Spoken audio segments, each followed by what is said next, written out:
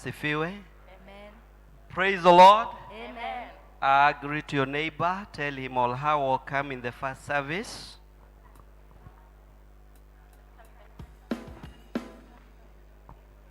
As we welcome the praise team, they read us with praises.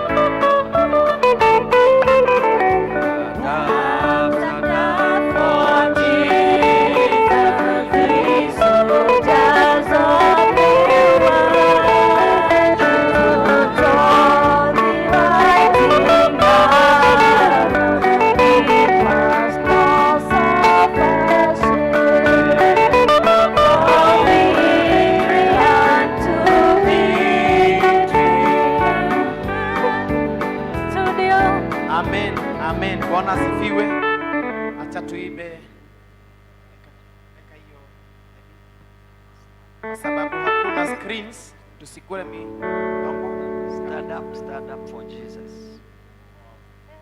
Aya, thank you very much. Asante sana. Let's proceed.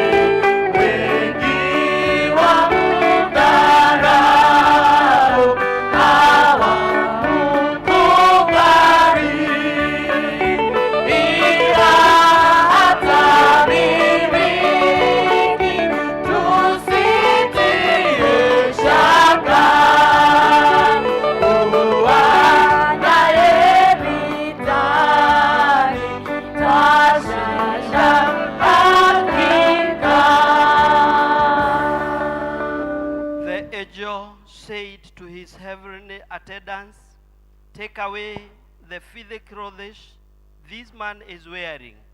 Then he said to Joshua, I have taken away your sin, and I will give you new clothes to wear. Let us pray. Our Father and our God in heaven, We give glory and adoration to your name for the great care and protection that you've taken upon our lives. Thank you for this service as we worship you, Lord.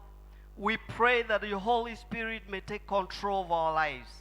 We pray that Jesus Christ, you may start with us and end with us, our Father. Be with us in everything, our Father. Bless us and walk with us. We've prayed this believing and trusting in Jesus' name. Praise God. Let's welcome the praise team for worship and we proceed. God bless you. Praise team. Hallelujah. Bwana Yesu asifiwe. Bwana Yesu asifiwe. Come on, you are very cold. Say Bwana asifiwe. Amen. Bwana asifiwe. Amen. Amen. This is the day that the Lord has made for us to be great and to be glad in it. Bwana asifiwe. Hakuna siku ingine isipokuwa ni hii. Bwana asifiwe. Kwa hivyo ningetaka usalimie, usaidie kusalimia jirani yako, mwambie karibu katika nyumba ya Bwana. Appreciate, somebody extend your hand. Amen, amen, amen. Wawili watatu. Siku ya Pcmf ni siku ya wanaume. Siku the day of the priests. Siku ya kitofauti. Hallelujah. Amen, amen. Tukimaliza tuanze kwa kupiga makofi na tutabarikiwa na Bwana. Shikanisha mikono yako tunapomsifu Bwana.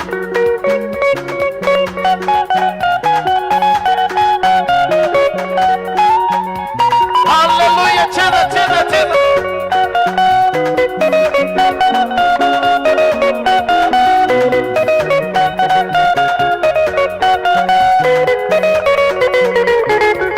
Msalaba wa Yesu, msalaba umeniwekea dhambi.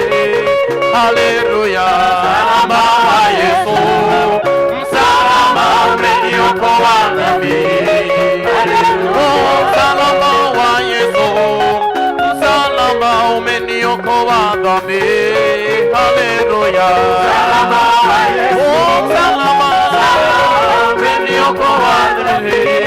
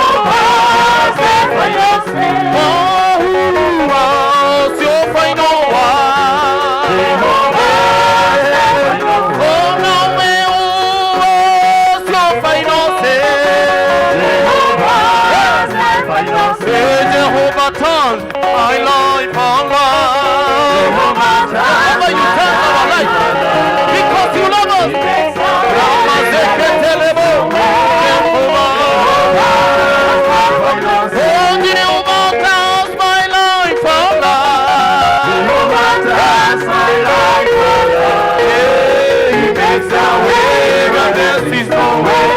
Jehovah, oh Jehovah turns your sickness into joy. Jehovah turns.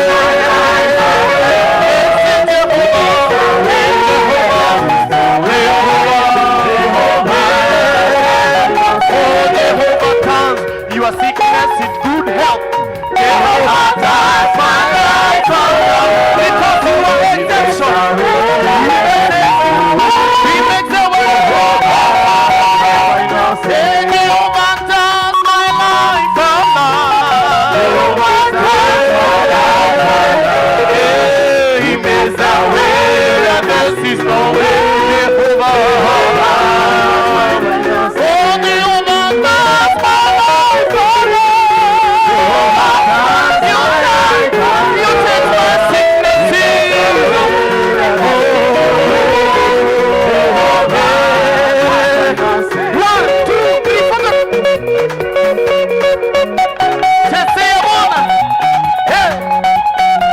Hakuna kitu kizuri kama kumwimbia Bwana. Oh, mimi na wewe tu mabalozi wa Yesu. Mimi na wewe tu mabalozi wa Bwana. Oh, mimi na wewe tu mabalozi wa Bwana. Na wewe tu mabalozi wa Bwana. Oh, mimi na wewe tu mabalozi wa Mfalme. Na wewe tu mabalozi wa Bwana. Tu mabalozi. Tu mabalozi. Tu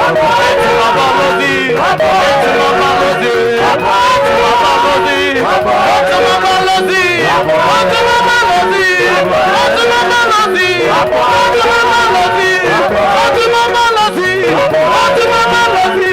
Tu mabalozi.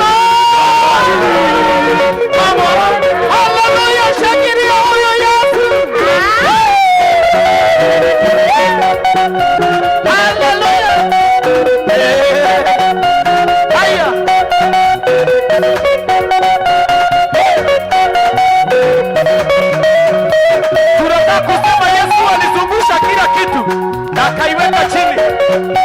Haya. Jehovah oklo. Oklo Jehovah oklo.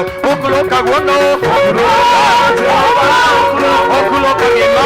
Oklo Jehovah oklo. Oklo kagise. Jehovah oklo. Oklo kagwono. Oklo Jehovah oklo. Oklo kagwono. Oklo Jehovah oklo. Oklo kipesa. Jehovah oklo. Oklo Jehovah.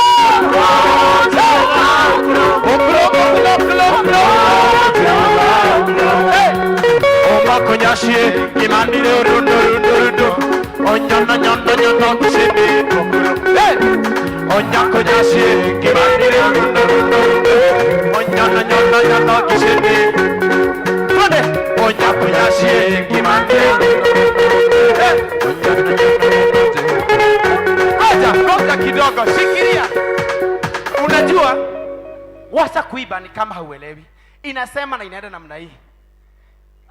Onyako Nyashie alishika shetani akamzungusha akamkanyanga, alafu akamwambia kwenda kabisa kwa watu wangu magonjwa.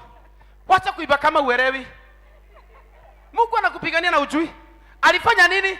Alishika.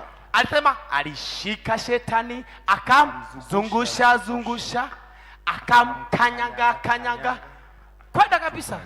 Tuko pamoja? Haya, weka tusikie.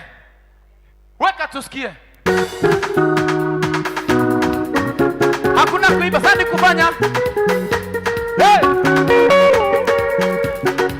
Tone hivi.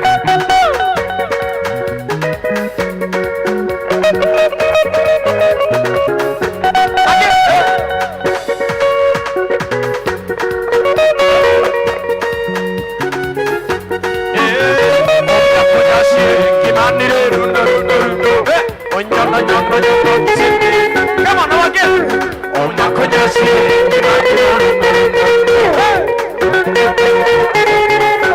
Oklo Jehovah, oklo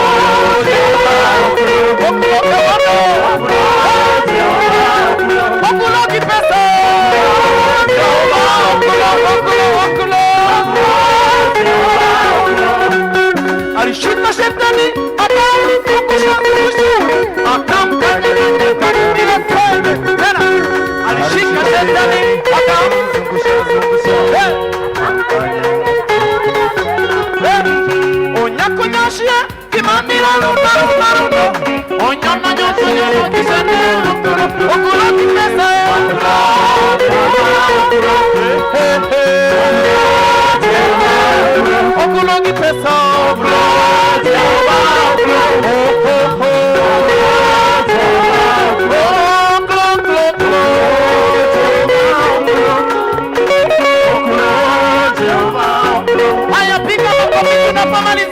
piga, piga, piga, piga, piga, piga.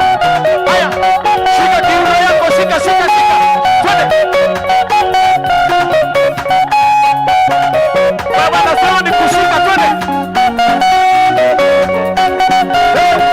Haya, twende, twende.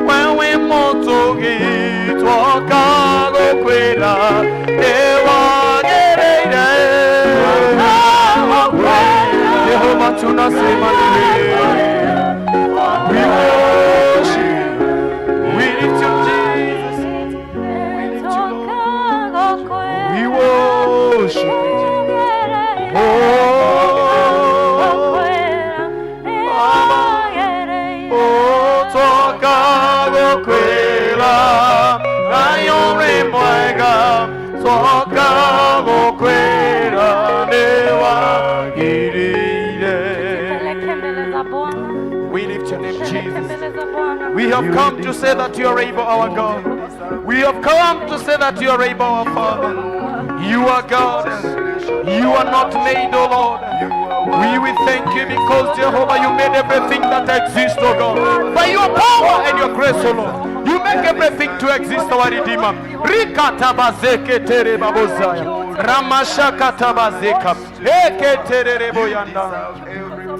Father, we love you. Father, we love you this morning. We worship you for calling us, my Father Jehovah. Let me come and make us, my Father, you are desired, oh God. We want to thank you because, Jehovah, their mission and assignments, oh Lord, that you are going, my Father, you are called us each and every morning. When you come us, my Father, with your grace, even for this morning, Lord, we want to adore your name. We want to exalt your name for whom you are, our Father and our God. Everything that we have has it not come from you, Jehovah. When we pray for mercy, would you hear us, oh God? Therefore, this morning, our God, may you receive our sacrifices of worship. May you receive our sacrifices of thanksgiving. We exalt you, our God. We love you. We love you this morning. Who is like you, Jehovah? May you receive our sacrifices this morning as we worship your name, oh God, as we adore your name this morning. Oh God, you are able. We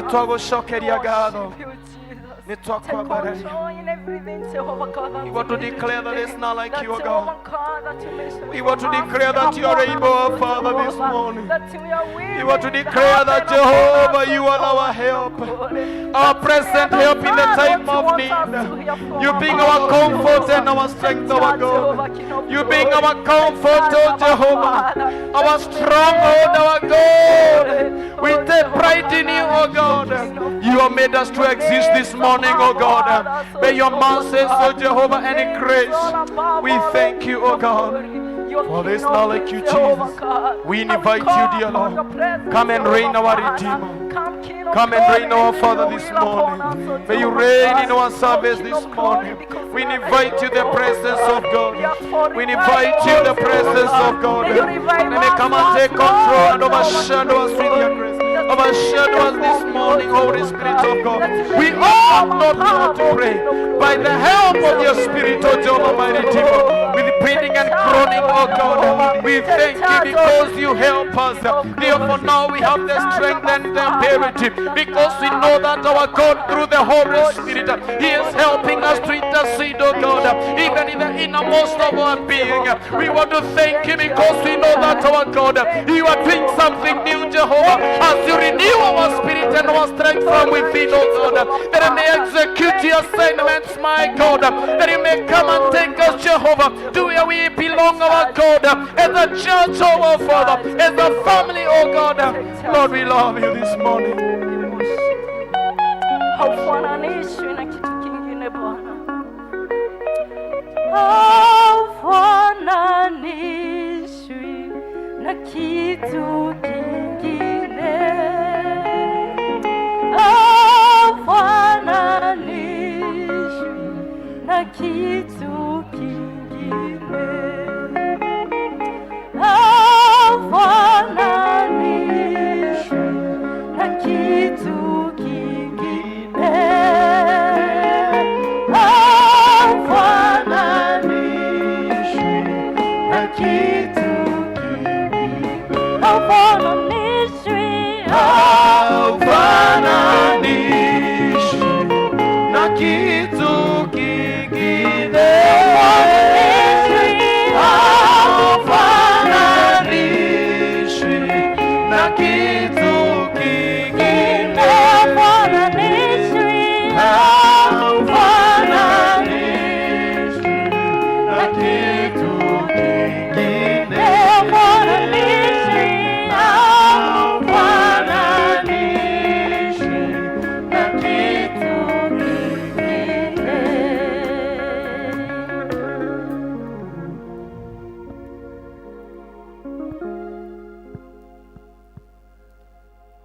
Tuamini na tuombe.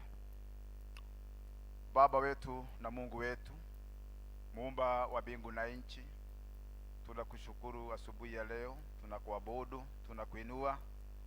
Kama vile Mungu wa rehema, tumekiri mbele zako ya kwamba hakuna Mungu aliye kama wewe. Wastahili sifa Mungu, wastahili utukufu, kwa maana wewe ni Bwana. Tunainua jina lako mfalme mwema asubuhi ya leo. Twasema ni asante Mungu Baba wa mbinguni, kama vile tumekiri wewe ndiye Alpha na Omega.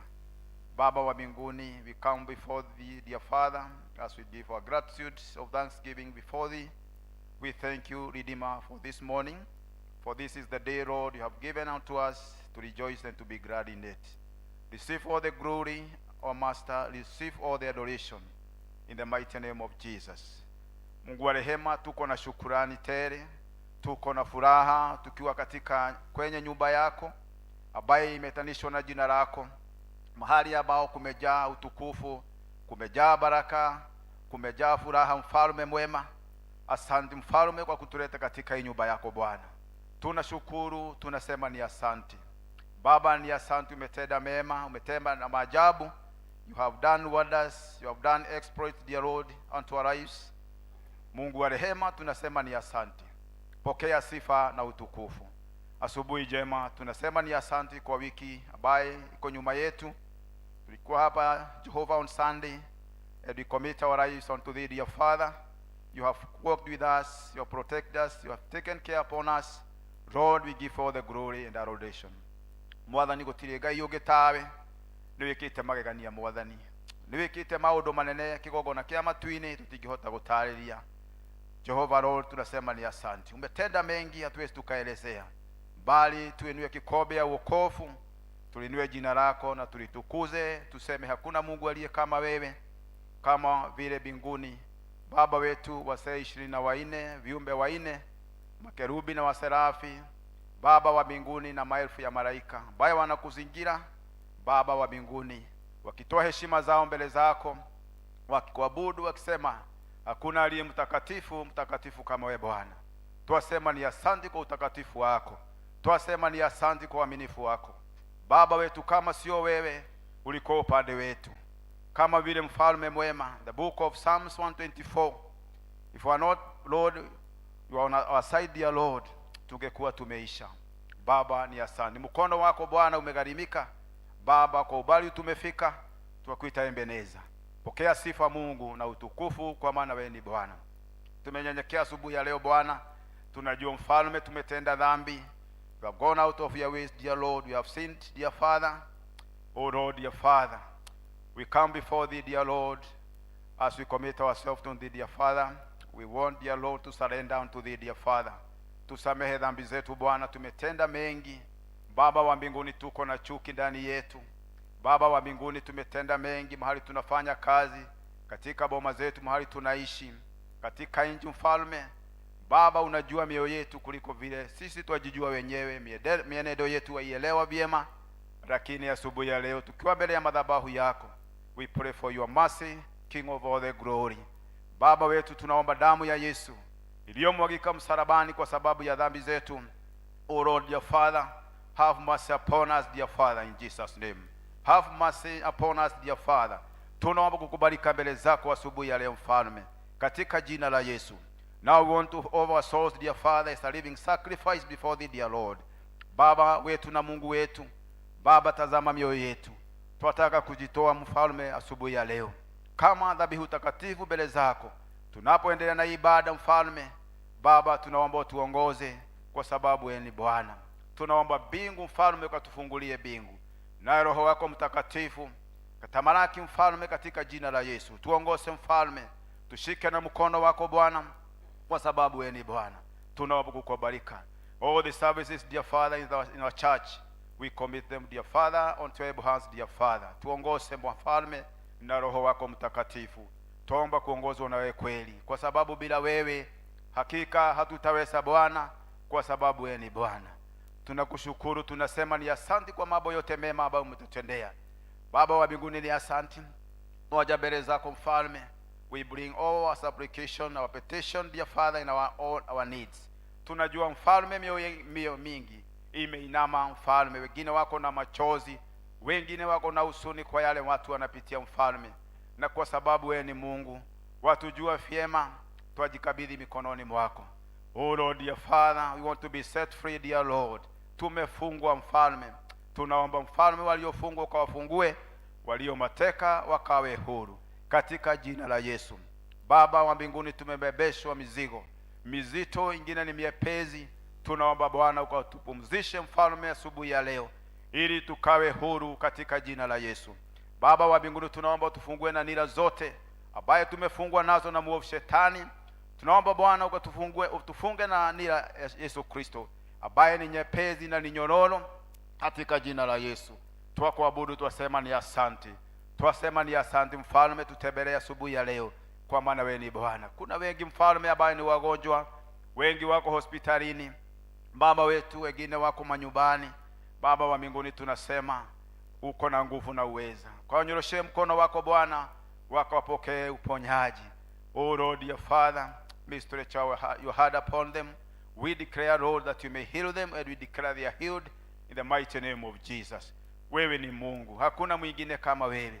Now this morning we want to declare that illness and sickness dear Father, all the deaths dear Father, they are not our portion, in the name of Jesus. Muthamaki mwega, nitwagutera twacokia ngatho ni tondu wi mwega mwathani. Ndwari na mathina maingi ona ikuo, muthamaki mwega ti magai maitu, thiini wa ritwa ria Yesu Kristo. Baba wa mbinguni, ni asante kwa uaminifu wako, kwa sababu wewe ni mwema na wewe ni mwaminifu. Walio na machozi mfalme, Baba wetu ukawapaguze machozi, Baba wetu ukawape amani, kwa sababu wewe ni Bwana, hakuna mwingine kama wewe. Twasema ni asante kwa kila jambo na kwa kila hali, kwa sababu wewe ni mwema na wewe ni mwaminifu.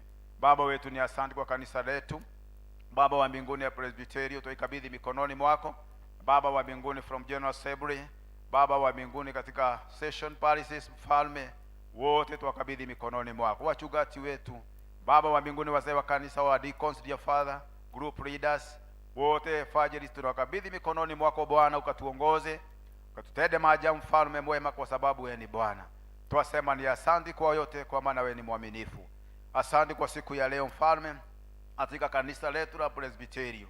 Baba wa mbinguni, ni siku ya Pcmf. We want to commit this day unto able hands, dear Father, utuongoze, kwa maana mfalme natuambia wanaume mfalme ni kichwa mfalme, katika jina la Yesu Kristo. Oh man, dear Father, we commit them unto your able hands, dear Father. Guide them, dear Father. We pray for wisdom. We pray for understanding and knowledge upon them, dear Father. We know they are the hands, dear Father. They are the prophets, dear Lord. They are providers and protectors, dear Father, and they are priests in their houses, also in our nation and also in our church.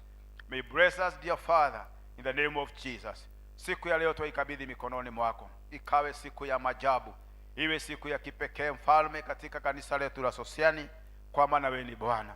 Baba wa mbinguni, katika jina la Yesu tunataka mfalme, kupitia Roho wako Mtakatifu, tukatufutie wanaume wote mfalme, katika hii kikundi ya Pcmf, katika nyumba yako mfalme, ili wakuje mfalme wafanye kazi yako, kwa sababu Baba wa mbinguni ndio unatuambia, katika jina la Yesu. Twasema ni asante kwa yote mfalme, kwa maana wewe ni Bwana, katika jina la Yesu.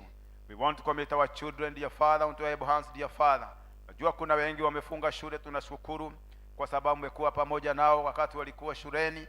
Kuna wengine wanaendelea na mitihani, tunaombea amani, tunaombea mfalme usajili, katika jina la Yesu Kristo, ukawaongoze. Tunakataa mipango yote ya shetani juu ya watoto wetu ambao wanaendelea na mitihani mfalme. We want now, dear Father, to commit them, dear Father, into your able hands, dear Father. All the dear Father, all the discouragement, dear Father, may you give them courage, dear Father, in the name of Jesus. We thank you and we glorify your name, kwa sababu wewe ni mwema. Twasema ni asante kwa yote, kwa sababu wewe ni mwema. Nchi yetu mfalme tuikabidhi mikononi mwako. Baba wetu tunaikabidhi mikononi mwako. Tunajua ile mambo yote ambayo tunaona kama mfalme yedi sawa sawa, Baba wa mbinguni tunaikabidhi mikononi mwako, bali hatutanungunika mfalme. Baba wa mbinguni tunaomba mfalme, usipolida nchi hii, usipoongoza nchi mfalme, Baba wetu tutafanya kazi bure.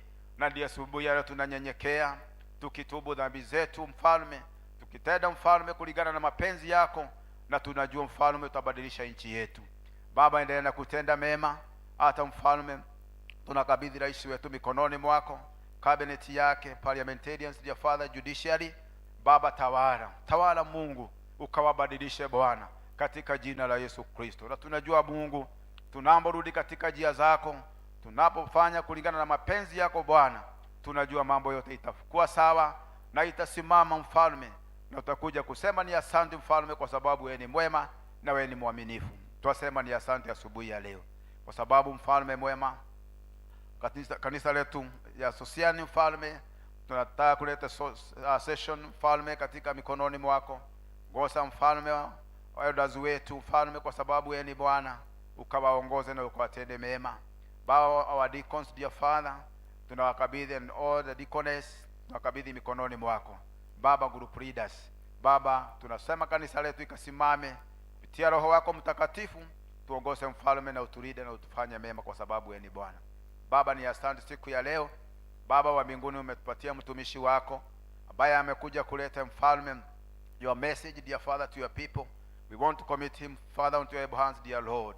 May you use him, dear Father, as a vessel of honor, as he deliver the message to your people, in the name of Jesus. May your Holy Spirit be upon him, dear Father, in the name of Jesus. We pray for a new anointing upon him this morning, in the name of Jesus. We thank you and we glorify your name. Tunaombea service zote, Baba wa mbinguni, church school, Baba wa teens, youth, dear Father, and also Kikuyu service, all the services. Baba, tuikabidhi mikononi mwako, utuonekanie Bwana, katika jina la Yesu. Siku ya leo Bwana, tunaomba mbingu ikafunguke. Tomba mfalme, the spirit of salvation in this house, dear Lord, in the name of Jesus, kwa sababu yeye ni Bwana. Ukafungue waliofungwa. We pray for deliverance, dear Father, this morning, in the name of Jesus. We pray for the spirit of redemption in the name of Jesus, katika jina la Yesu. Na tunapotoka mfalme katika madhabahu, Baba, tutatoka na ushuhuda, tutatoka na wimbo mpya Bwana, kwa maana umetenda, katika jina la Yesu Kristo. Bariki biashara zetu, bariki kazi zetu Bwana, kwa sababu wewe ni mwema. Kuna wengine mfalme wanatoka asubuhi na jioni wanarudi bila kazi, lakini siku ya leo wewe ni mwema na wewe ni mwaminifu. Baba, ukafungue njia zote ambazo zimefungana, kwa sababu wewe ni Bwana. By the end of the day, dear Lord, we shall give you all the praise and all the honor in the mighty name of Jesus. We thank you and we glorify your name. This is the prayer of faith. In the name of God the Father, the Son, and the Holy Spirit, we do pray and give thanks. Baba wetu uliye mbinguni, jina lako litukuzwe. Ufalme wako na uje, mapenzi yako yatimizwe hapa duniani kama huko mbinguni. Tupe leo riziki yetu, samehe makosa yetu kama tunavyosamehe wanaotukosea, usitie majaribuni, lakini utuokoe na ule muovu. Kwa kuwa ufalme ni wako na nguvu na utukufu sasa na hata milele. Thank you. God bless you so much. I've praised him for that section. May God bless you so much. Now this time we want to welcome the Pcmf for presentation. Pcmf for presentation.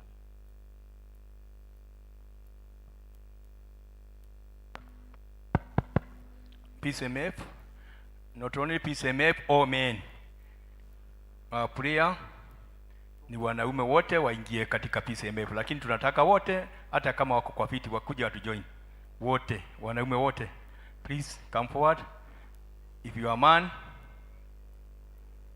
even those young man, join us.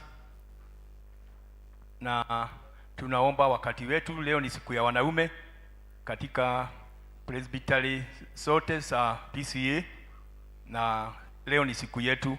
Ukifika wakati wa kutushikilia, tujitolee sisi wanaume na our ladies watu support generously. Mungu atende mema na atembelee.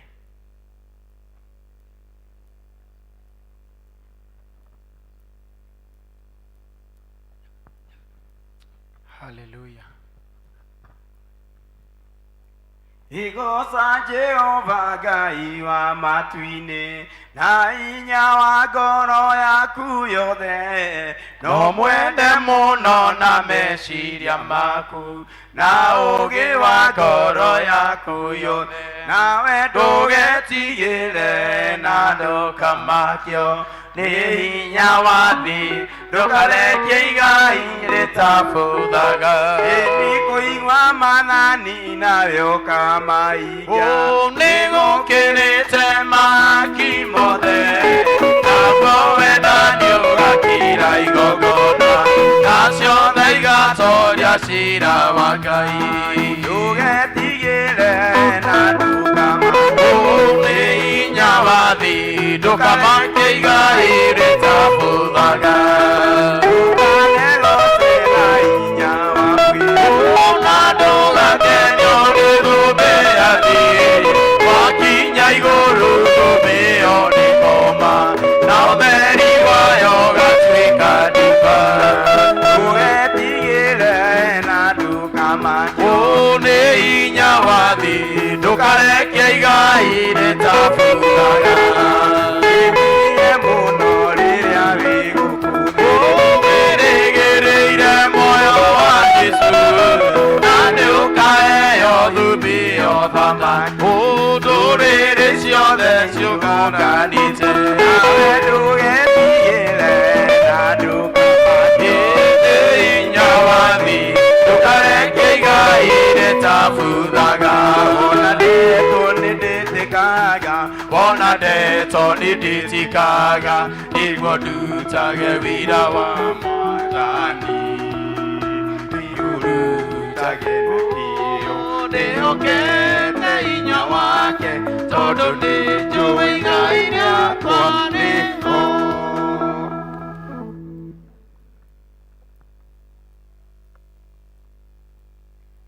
Let's clap for them. Tuwapigie makofi vizuri. God bless you so much, P.C.E.A, for that good presentation. Now this time we want to welcome our choir, our church choir. Let's clap for them as they stand.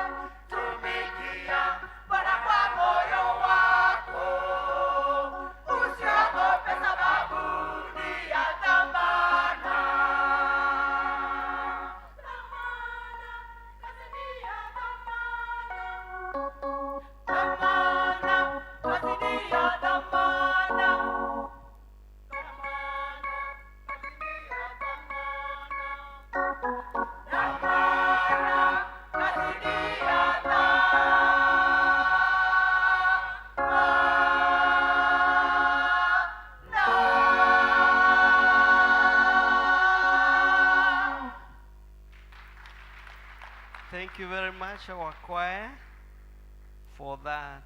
Such a good presentation. God bless you. Let's clap for them once more as we welcome our elder Moses for the announcement.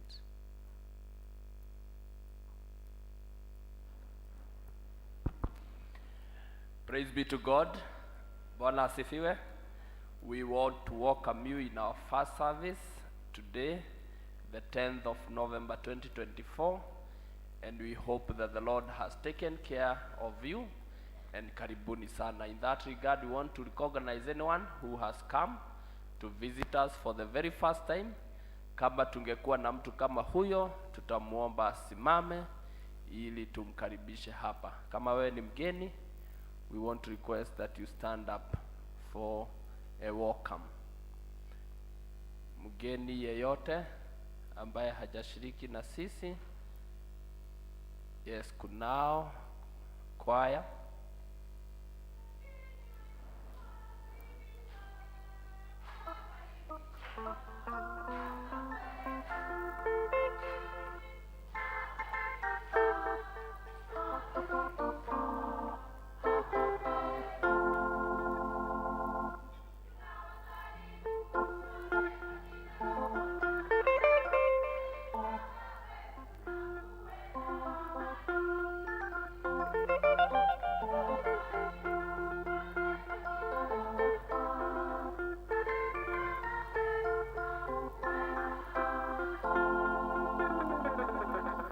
We want to welcome you to P.C.E.A Society.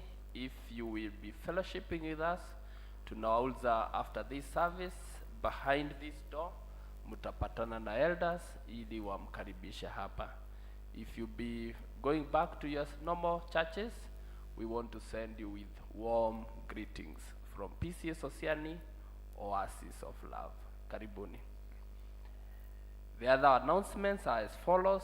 Today we have Pcmf Sunday, and they want to join you in giving thanks for the whole year of God's faithfulness. In that regard, they have fundraising. Please support them. The other announcement is that we have a presbytery mission that we are hosting as P.C.E.A Society Parish. That will be done at Jacaranda Grounds.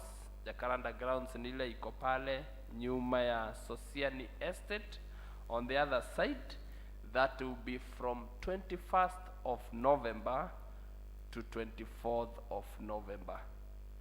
There will be peace caravan that will be going around our estates. There will be door-to-door mission.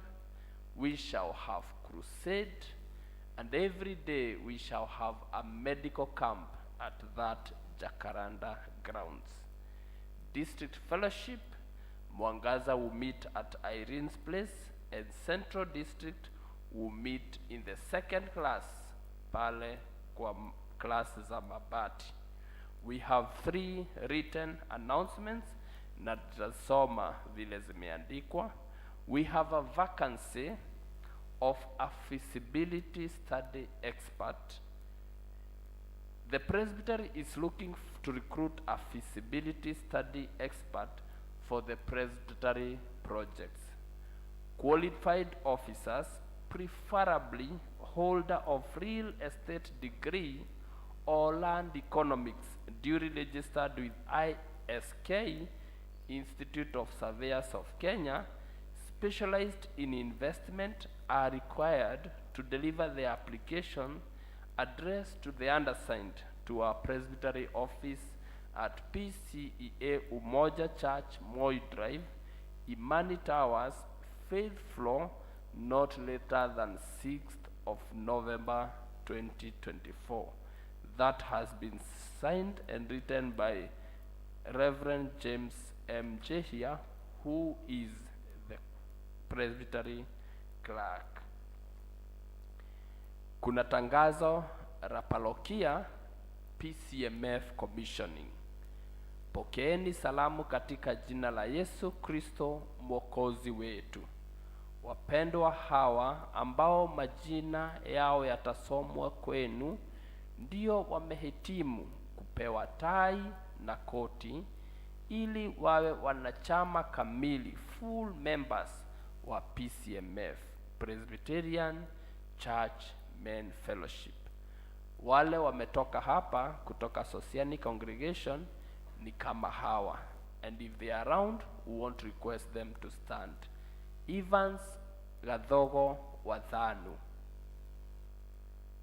Johnson Washira Wamai, Joel Kiai Wangeshi, Samuel Mureithi Kirema, Henry Shege Kagwemi, Nicholas Kang'ethe Waroi. From Tasia congregation, we have Patrick Kihona Mbogwa. Kama ilivyo desturi ya kanisa, ikiwa kuna mtu yeyote angalikuwa na kizuizi ama habari kuhusu kizuizi ama kuhusu imani, tabia au maisha ya mmoja hao ambayo ingekuwa kikwazo katika kanisa lake Kristo, na aseme wazi na afafanue wakati wowote kabla wao kupewa tai na koti. Siku ya Jumapili tarehe 17 Novemba 2024, na itakuwa saa 5 hapa kanisani mwetu P.C.E.A. Sosiani. That is the second announcement, and it has been written by our session clerk, Elder Daniel Jue. The last announcement, which is also written, is Thanksgiving Sunday, 15th of December 2024. Receive Christian greetings in the name of Jesus Christ. We thank God for the far that we have come as a parish. From the beginning of January 2024, God has enabled us to see this far.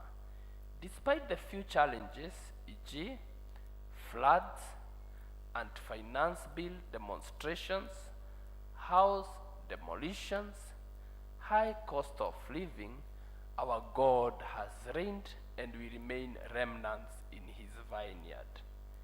As part of our parish tradition, the Sunday 15th December remains as a day set to thank God for his mercies and grace, from the book of Psalms 100 and verse 4.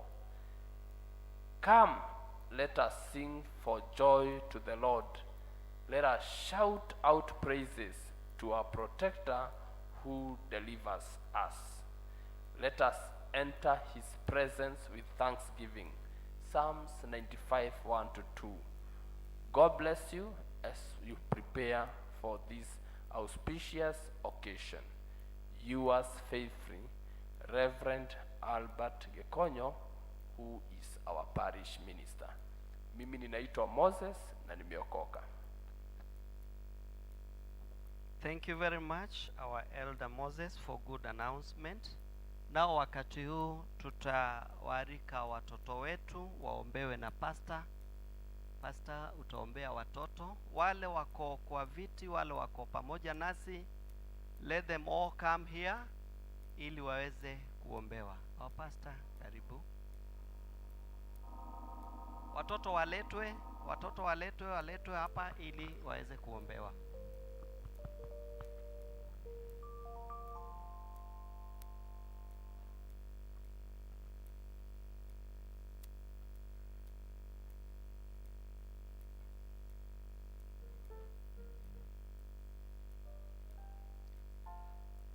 Praise the Lord and good morning.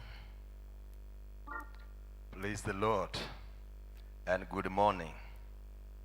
I will request that we stand as we pray for the children.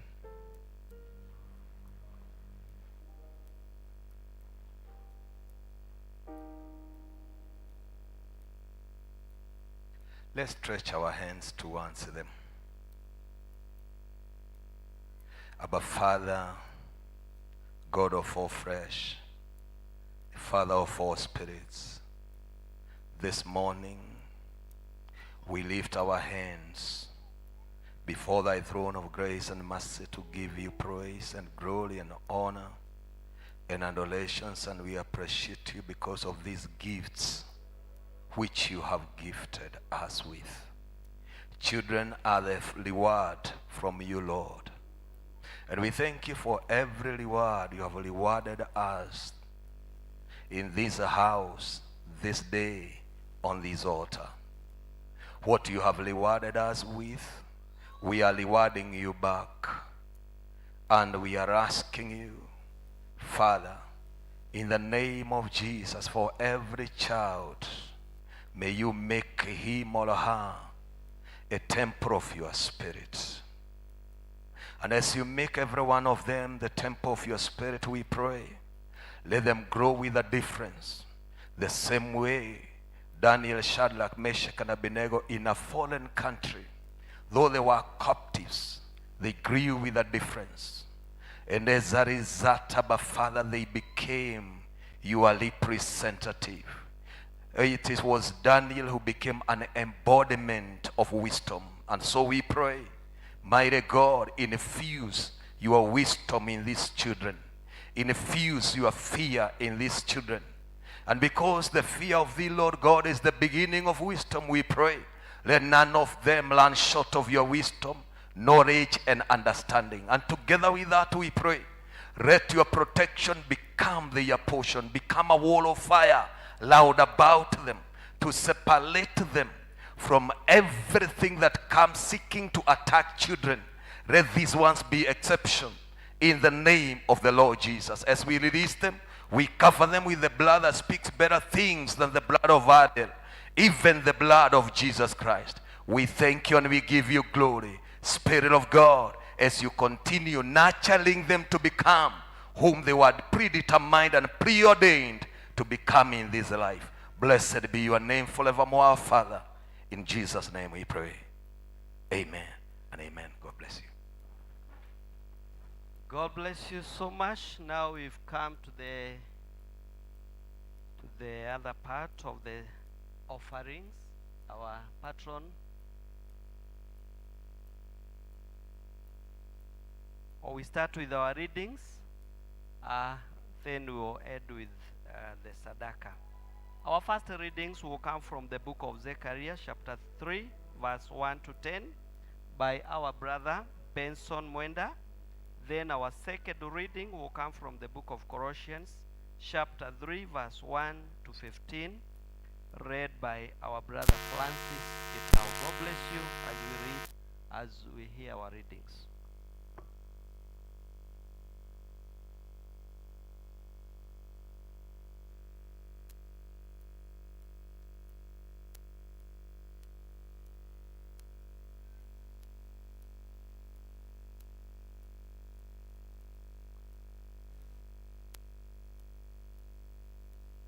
Chapter 3, verse 1 to 10. Let us read together. Then he showed me Joshua, the high priest, standing before the angel of the Lord, and Satan standing at his right side to accuse him. The Lord said to Satan, the Lord rebuke you, Satan. The Lord who has chosen Jerusalem rebuke you. Is not this man a burning stake snatched from the fire? Now Joshua was dressed in a filthy clothes as he stood before the angel. The angel said to those who were standing before him, take up his filthy clothes. Then he said to Joshua, see, I have taken away your sins, and I will put rich garments on you. Then I said, put a clean turban on his head. So they put a clean turban on his head and caused him, while the angel of the Lord stood by. The angel of the Lord gave this charge to Joshua. This is what the Lord Almighty says. You will walk in my ways and keep my requirements. Then you will govern my house and have charge of my court. And I will give you a place among those standing here. Listen, O high priest Joshua, and your associates seated before you, who are men symbolic of things to come. I'm going to bring my servant the plan. See the stone I have set in front of Joshua. There are 7 eyes on that one stone. Look, engrave an inscription on it, says the Lord Almighty. And I will remove the sin of this land in a single day. Then the last one, in that day, each of you will invite the neighbor to sit under his vine and fig tree, declares the Lord Almighty. May God bless his word. And the word is continue.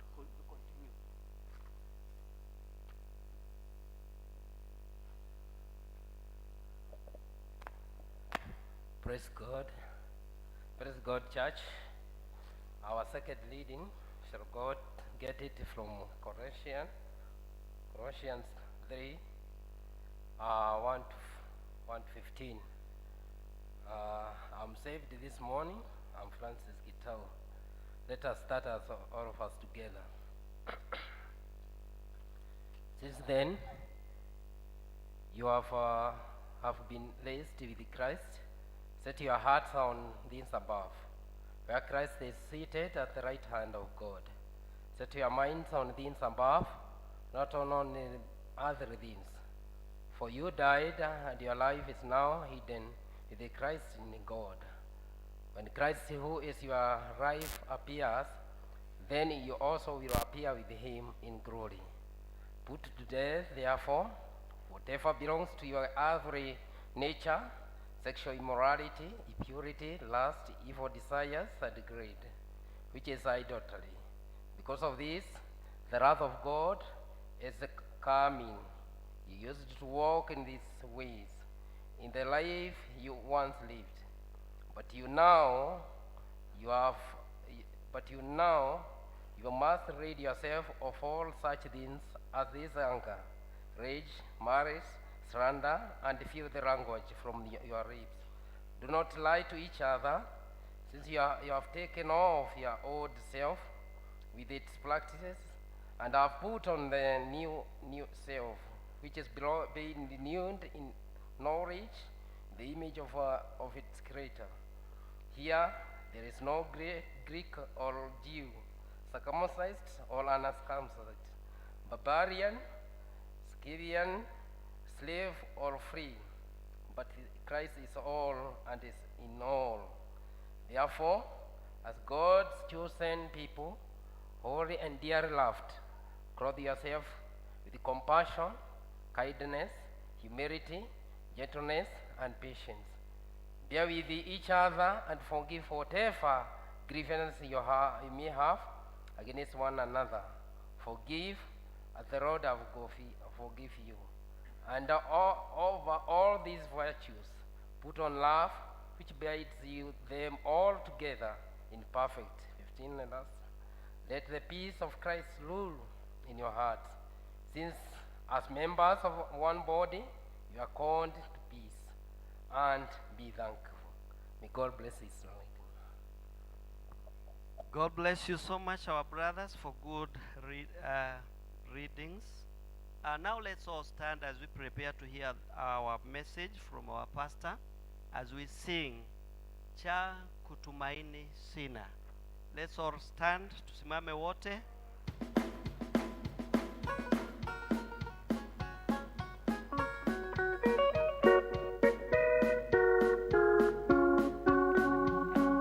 Cha kutumaini sina, ila damu yake Yesu.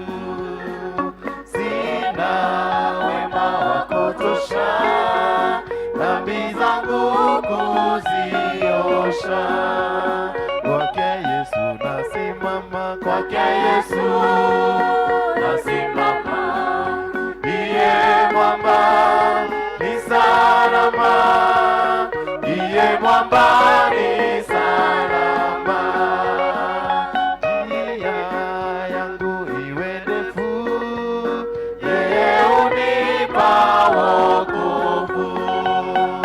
Mawimbi yakinipiga, nguvu zake ndizo nanga. Kwake Yesu nasimama, kwake Yesu nasimama. Ndiye mwamba ni salama, ndiye mwamba ni salama.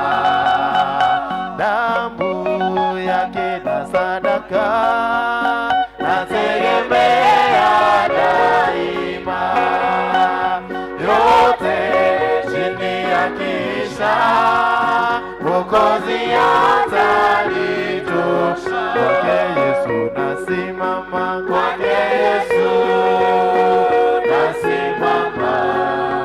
Ndiye mwamba ni salama, ndiye mwamba ni salama.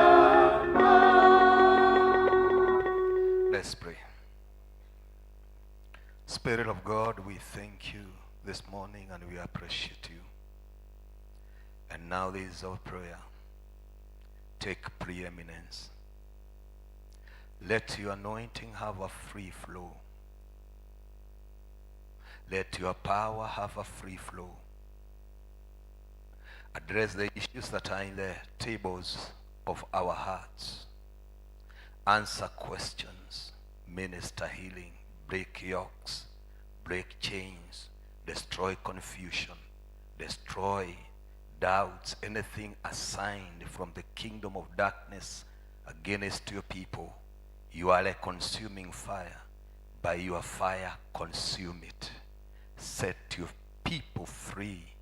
Reveal Christ this day in this sanctuary and glorify him. I thank you and I honor you as you use me freely. Use my lips, be with my mouth, and teach me what to say. We love you, we honor and we worship you. Mighty God, in Jesus' name we pray. In Jesus' name we pray.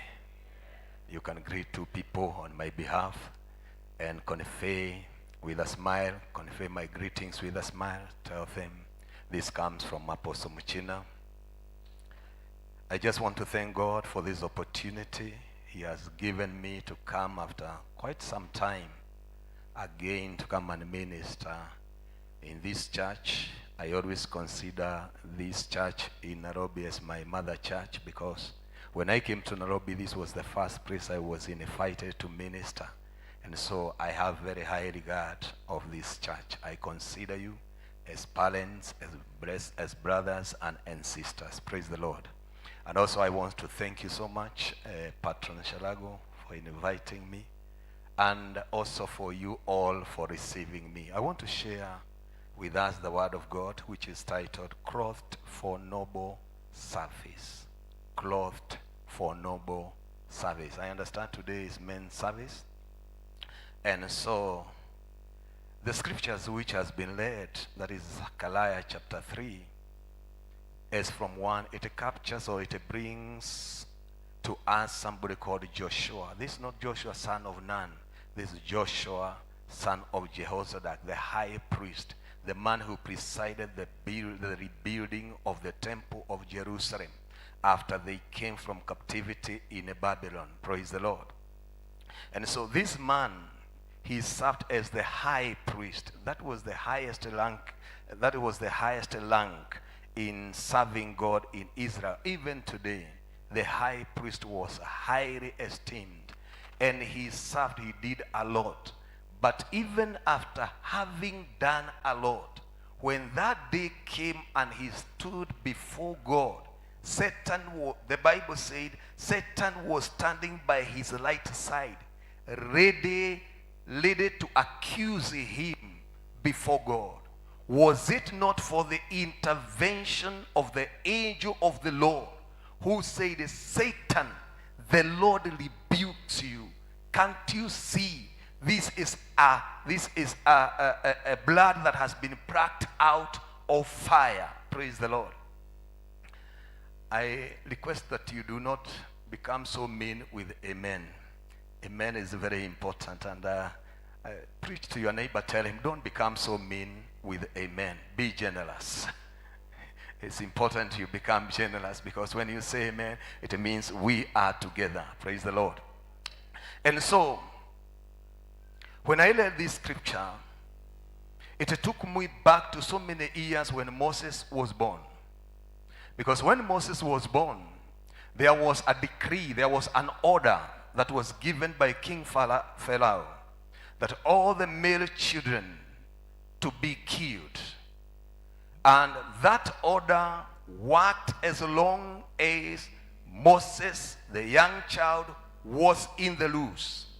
But immediately he was in his heart through his daughter when they got him in the river. That order, it was not cancelled. It was not withdrawn. It was only suspended. Praise the Lord. And so, male children became a target of the enemy. And unfortunately, the enemy never withdrew that order. It was only suspended. And so many years later, when Jesus was born, the same order was activated. And now it is no longer King Pharaoh. It is King Herod. He activated that order. And again he said, every male child that is 2 years under should be killed. And a lot of boys were killed, not because they had committed any sin, not because they had committed any offense, but it was because there was somebody who had come from heavenlies. Satan could sense a threat has been released by heaven, but he could not locate and say, this is the threat. And as a result, all the male child in the days of Herod, 2 years under, were killed. And my question is, was it a coincidence that during Pharaoh, young boys were killed, innocent as they were? And so many years later, when another Messiah is born, again the order was activated, and male children, innocent as they were again killed enemies. And my question is, was it a coincidence? And it's the question I would love that we answer together. Was it a coincidence? Ask your neighbor on my behalf, was this really a coincidence? It was not a coincidence. No, it was by design. And these orders, they were executed physically. But after we migrated from the Old Testament into the New Testament, and Jesus had been crucified, he had dealt with whatever needed to be dealt with, then it was suspended, and now it is no longer activated, and it is no longer executed physically, it is executed spiritually. And it is very important for us to know, and especially every male to know, that you have a mark of destruction. There is an order that was given. You might not be killed physically, but there is an order. Praise the Lord. I said, praise the Lord. Remember, I requested we be generous with amen. Jina la Bwana libarikiwe sana. That order is still active. But today, they don't kill physically. They kill spiritually. The greatest and the highest target of the enemy from those days to our days, it is male child. Nobody is born a man. We are all born male, with potentials to grow to become men. That means one can be too old, 60 years, 70 years, but in the spirit he is not yet a man. Hallelujah. And so the enemy wants to destroy the potentials that makes a male child graduate to become a man.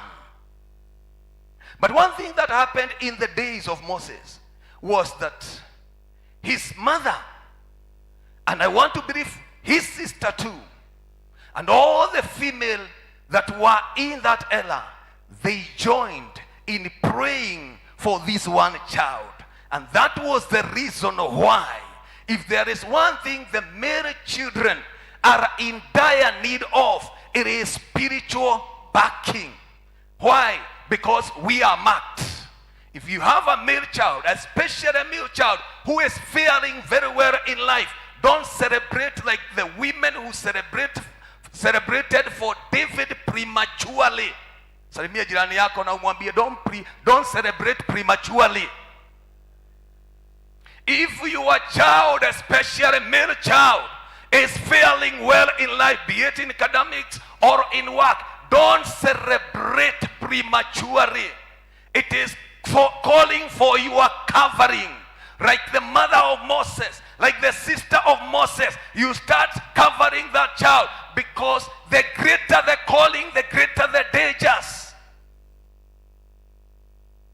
Were it not for the covering of the mother, and the sister of Moses, he would have ended up being killed just like others. But I thank God because the mother was so spiritually sensitive. The sister as well was so spiritually sensitive. And they covered the young boy, Moses, such that a young man who was meant to be killed, he was placed in the house of the king. Pigia Yesu makofi mazuri. But there is always this great temptation that if there are people who are blamed in a very high level, it is men. But when Jeremiah sensed this, that is in Jeremiah chapter 9, I think 20, he called upon women. Praise the Lord. I think we can read that scripture. Jeremiah 9, sorry. Let me read it so that I can. Jeremiah 9 verse 20.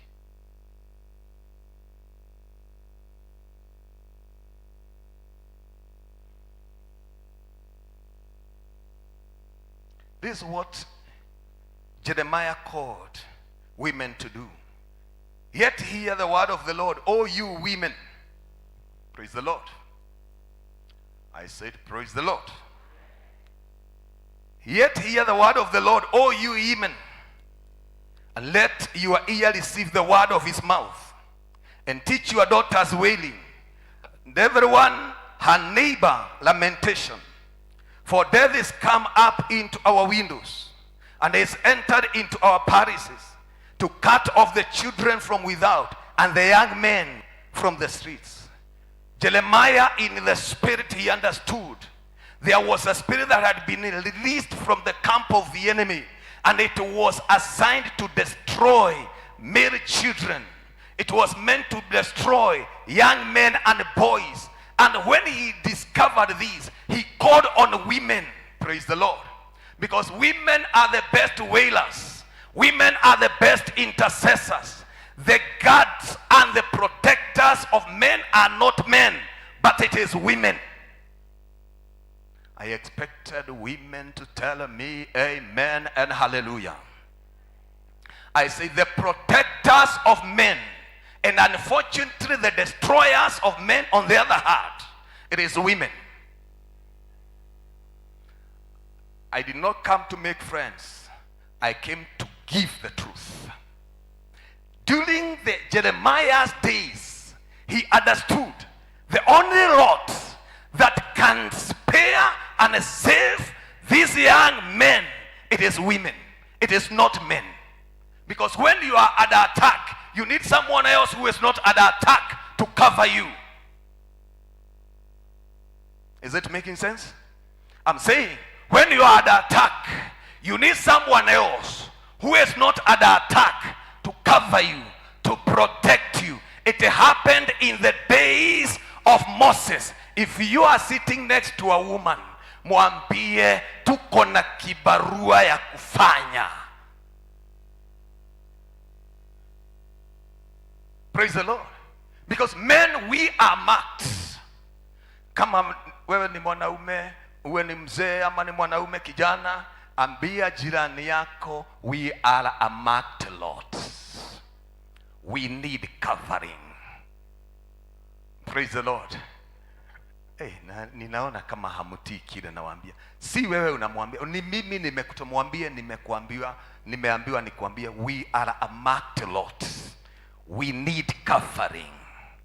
It happened in the days of, and let me tell you, the easiest thing to do in this life is to blame and to criticize. It happened in the days of Abigail, a woman who so many people highly esteem. I too, I highly esteem. But when she was given an opportunity to speak to the one who was become the king, he never spoke good of the husband. He spoke ill of the husband, even though he had what it takes to change the mind of the king. When she was given an opportunity, this was what she told the king. My husband, just like his name, is a foolish man. Can you imagine? You are talking like that about your husband, the father of your children. And yet the man you are talking to, he has the power to save him, to change him, and to deliver him. Praise the Lord. Praise the Lord. What Nabal was, I agree. Nabal means fool. His name was Folly, and he was acting foolishly. But I wish he had someone who could stand before the throne of God and tell God, you are the giver of wisdom. Change my husband. I'm tired of living with a fool. This is the man you gave me. You have what it takes to change him. But instead of standing in the gap to intercede, he stood in the gap and criticized. And 10 days later, the man died.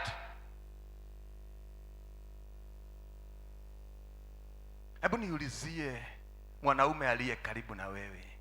Do you have an intercessor? Because there are levels. Remember, we are talking about clothed for noble services. There are levels you will never get into if you don't have sound intercessors. And the number one intercessor, if you are a man, she is supposed to be your wife. No amen. But that is the truth. And if you are a son, the number one intercessor, again, she is supposed to be, the number one is supposed to be your mom.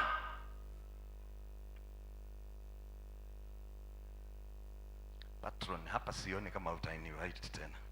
Wakisikia ni mimi watakwambia, huyu hapana. Praise the Lord. But because I came, let me deliver what God laid in my heart. Praise the name of the Lord. I said, praise the name of the Lord. Remember, we are talking about a high priest. Somebody who has who has scaled and rose to the highest office of serving God. The high priest. And yet even before, when he stood before God, he was not 100% clean. And the enemy was there accusing him, saying, you are not supposed to be here, because the garment you are wearing is a filthy garment. My question is, to the people he had been ministering to, were they not able to see that this garment was filthy and do something? Were they not aware? Hallelujah. Hallelujah. Is it not a picture of how we see weaknesses in the men and women who are reading us, and instead of doing something, we either assume or criticize? Tell your neighbor on my behalf, stop assuming and stop criticizing. Stop assuming and stop criticizing. Do something. Stand in the gap. Every time you see someone up there, it is because there are people who stood behind him and held him up or her up. Be that person. Refuse to be a critic. Refuse to be one who can be counted among them that assumed all is well, even when God had opened their eyes to know and to see all was not well. And so Joshua,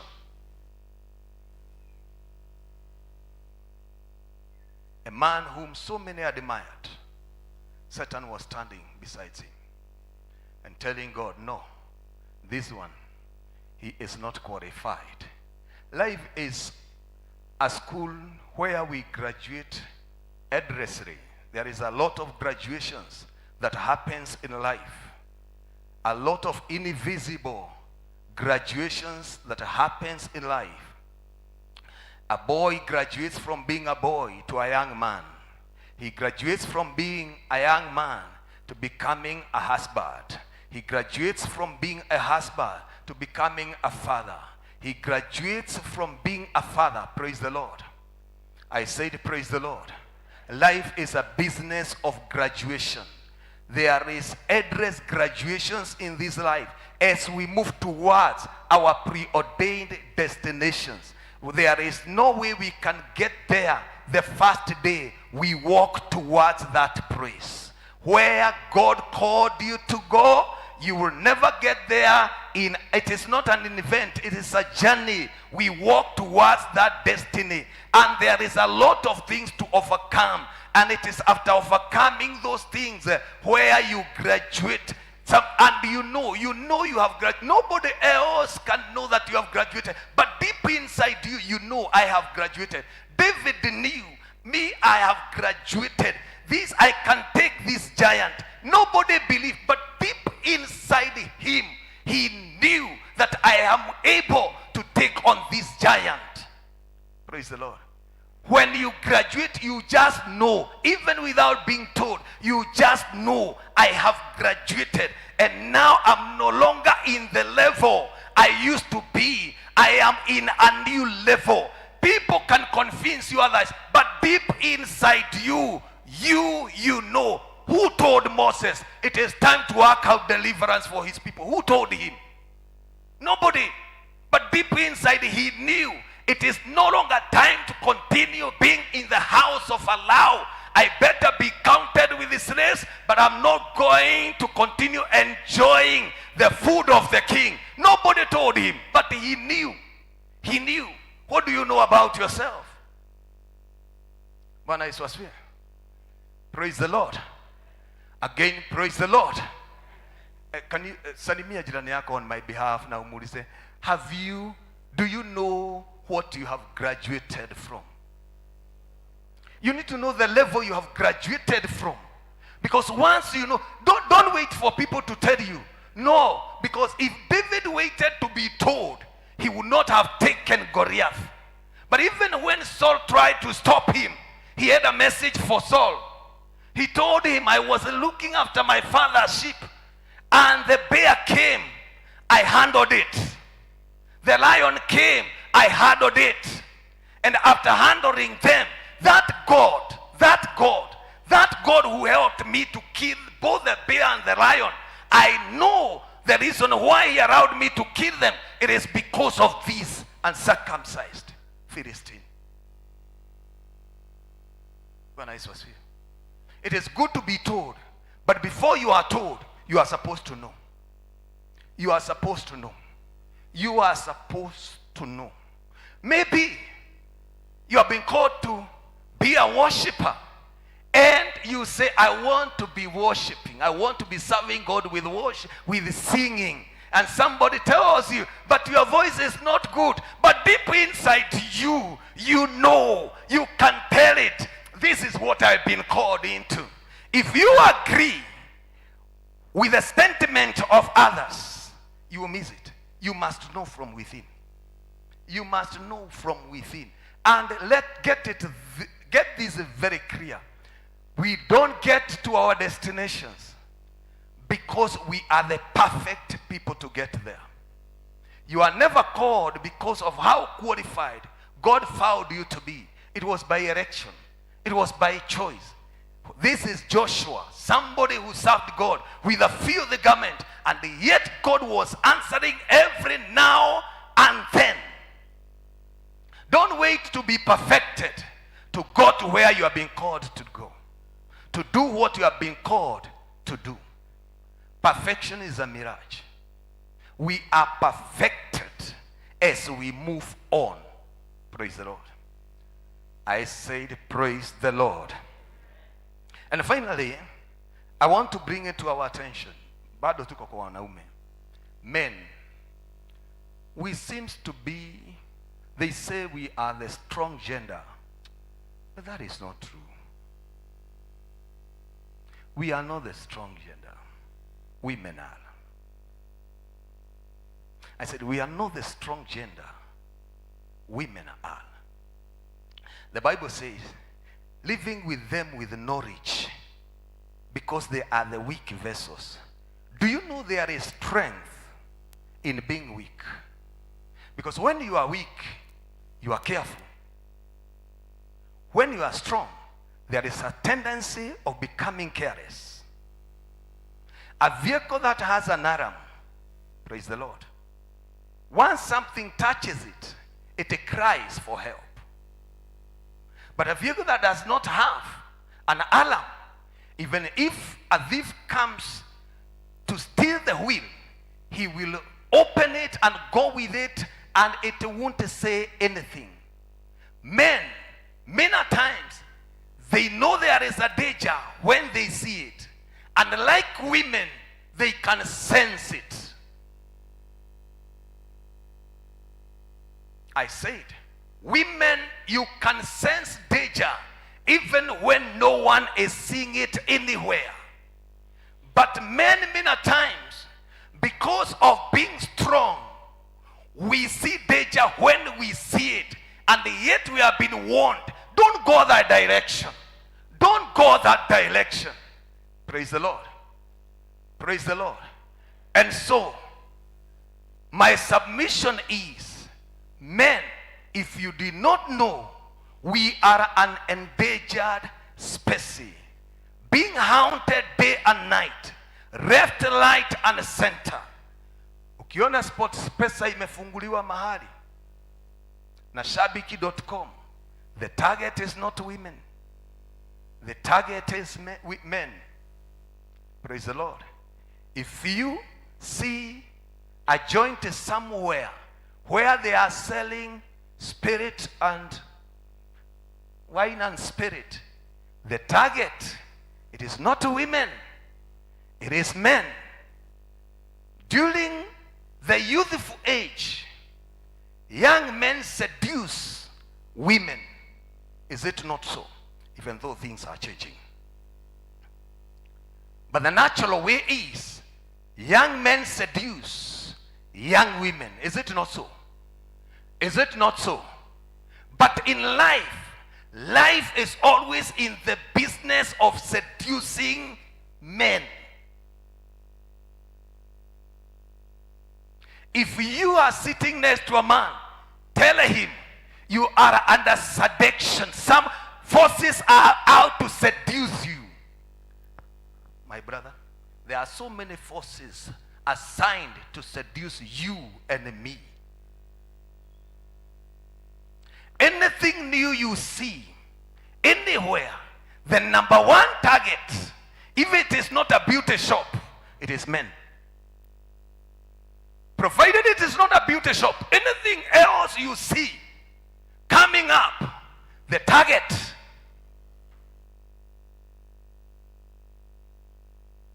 Remember I told you, the decree that was made to kill every male child, it has never been withdrawn. But now they don't kill us physically. They fight to hijack our destinies. And the only way they can succeed in hijacking, it is by distracting us. Many of the things that come our way, they are only but distractions, meant to distract us and to stop us from marching towards our destinies. Go and do your own research, and you will realize, just as I have said, 80% of everything you see around, provided it is not a beauty shop, the target,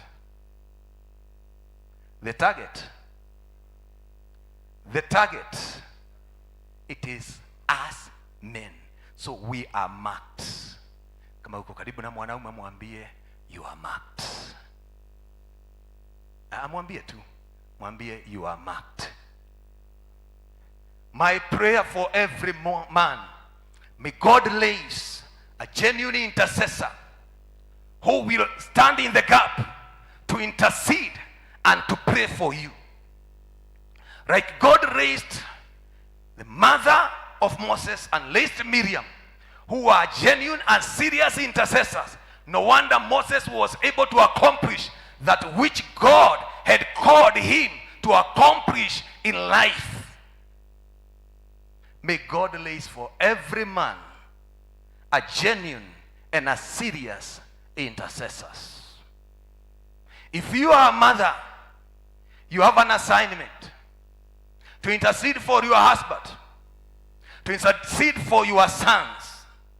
Because I can assure you, if you don't do that, they have no intercessors anywhere else.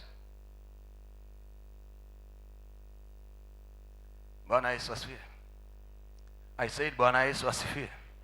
And the enemy knows, if I mess up with men, I have messed up with women. Today there is a great cry, especially in Mount Kenya region, that men are not marrying. And I agree. But where are they? Many have been captured. And a time has come, women time has come, for you to obey the voice of of Jeremiah. In Jeremiah chapter 9, time has come for you women to come together to pray for men, because that order, it was never withdrawn, it was only suspended, but now it is activated. It is time for you women to start coming together, not to pray for prosperity, not to pray for cars, not to pray for houses, but to pray for the boy child, for men. Time has come. Women, time has come. You start training your daughters on how to wail before God, crying for their brothers, crying for your sons, crying before God because of your husband, before he has been thrown and he has been taken away by a strange woman. Time has come. I am saying, women, time has come for you to start making groups, intercessory groups, not to pray for anything else. Father, we are here crying for the boy child. Father, we are here crying for our sons. Father, we are here pleading because of our husbands. Time, women, that answer to the calling of Jeremiah has come. We cannot continue convincing ourselves that all is well and all is not well. All is not well. Destinies have been destroyed because there was nobody who was standing in the gap, but there was everybody who was standing to criticize and to blame. And Isaiah says, and when I came, I was so worried that there was no intercessor. Where went intercessors? You go to church. Right now, if I can say, men, do me this one favor. Stand on your feet, please. Stand on your feet, please. Thank you. Thank you. You're about 70. You can take your seat. You're about 70. Women, be on your feet.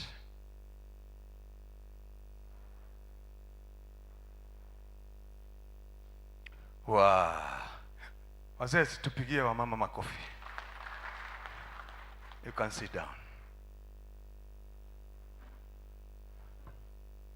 Mkitoka hapa, wale mtaweza upite pale Quiver, Kaguda Road. Praise the Lord. I'm saying praise the Lord. You go along Kaguda Road, there is it Quiver? Quivers. You pass by there and you'll be amazed by the kind of vehicles parked. Not by women, but by men who are supposed to be in the house of the Lord. Without a group standing in the gap and uprooting them from Quiver. Is it Quiver or a Quiver? Without a group standing in the gap to pluck them out and transfer them from Quiver to church. Even them that are in church, they are in danger of being enticed and seduced on the other side.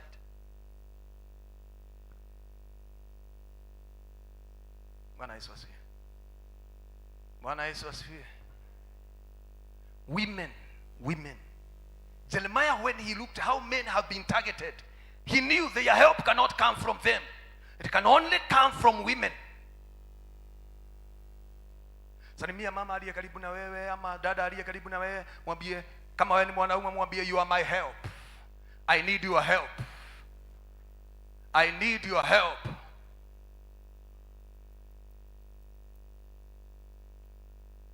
Jina la Bwana libarikiwe sana. Jina la Bwana libarikiwe sana. It is my prayer that God is going to lay fire in the hearts of women to stand where they need to stand. Even this man, after having attained the highest level of ministry, he was still a target.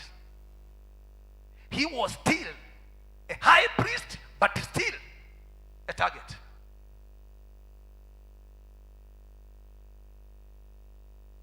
We are always, men, we are always under surveillance, the kingdom of darkness. May God lays for us genuine, serious intercessors who are going to stand in the gap and say, Father, we need our fathers back. We need our brothers back. We need our sons back. We need our males back.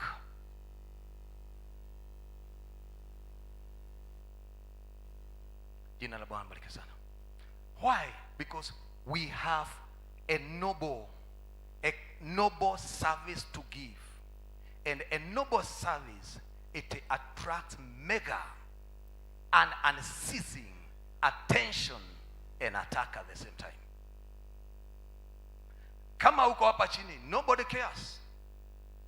But if you are marked to go up there, it will bring a lot of attention. And not only positive attention, negative attention as well. Not unless you are held up. Remember when Moses was in the mountain praying for Joshua, they realized that every time his hands were going down, Joshua was losing down there. And so they had to improvise a way by which his hands had to remain up.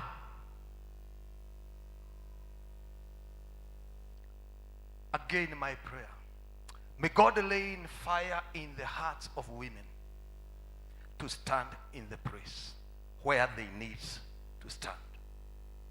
They say in the world, behind every successful man, jina la Bwana barikiwe sana, it is women who shapes things in the spirit before men fixes them in the physical.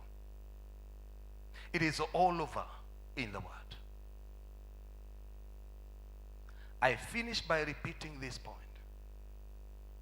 If you have a son, a husband, whom everybody knows the future is bright, don't celebrate. Don't learn into a celebration mood. Go into an intercessory covering room. Cover him. Jina la Bwana libarikiwe sana. Nani ashawahi kuuliza mtoto wa fulani na vile alikuwa bright, what happened? Is there anybody who has ever come across that question?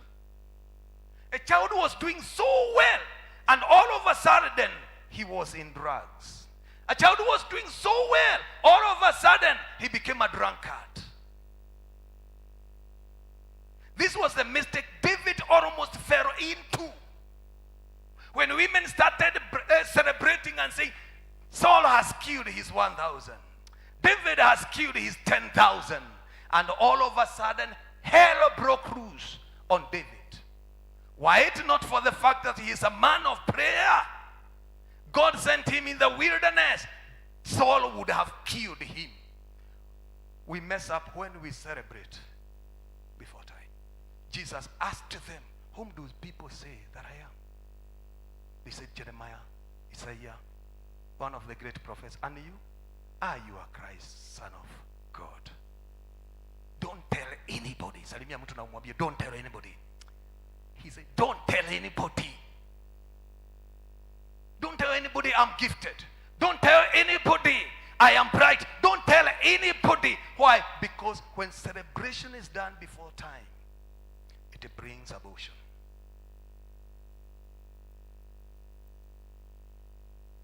In this service of P.C.E.A. Church Men Fellowship, greatest gift I can ask God to give men is for God to raise for you serious, genuine intercessors. And they are there. All they wanted to do is to hear this message and to know, I never knew I have a divine assignment, but now I know. And they start grouping themselves, praying for men, seriously praying for their husbands, seriously praying for their sons. And then shall their husbands and their sons and their brothers be able to march to where their destinations await them. Let's be on our feet.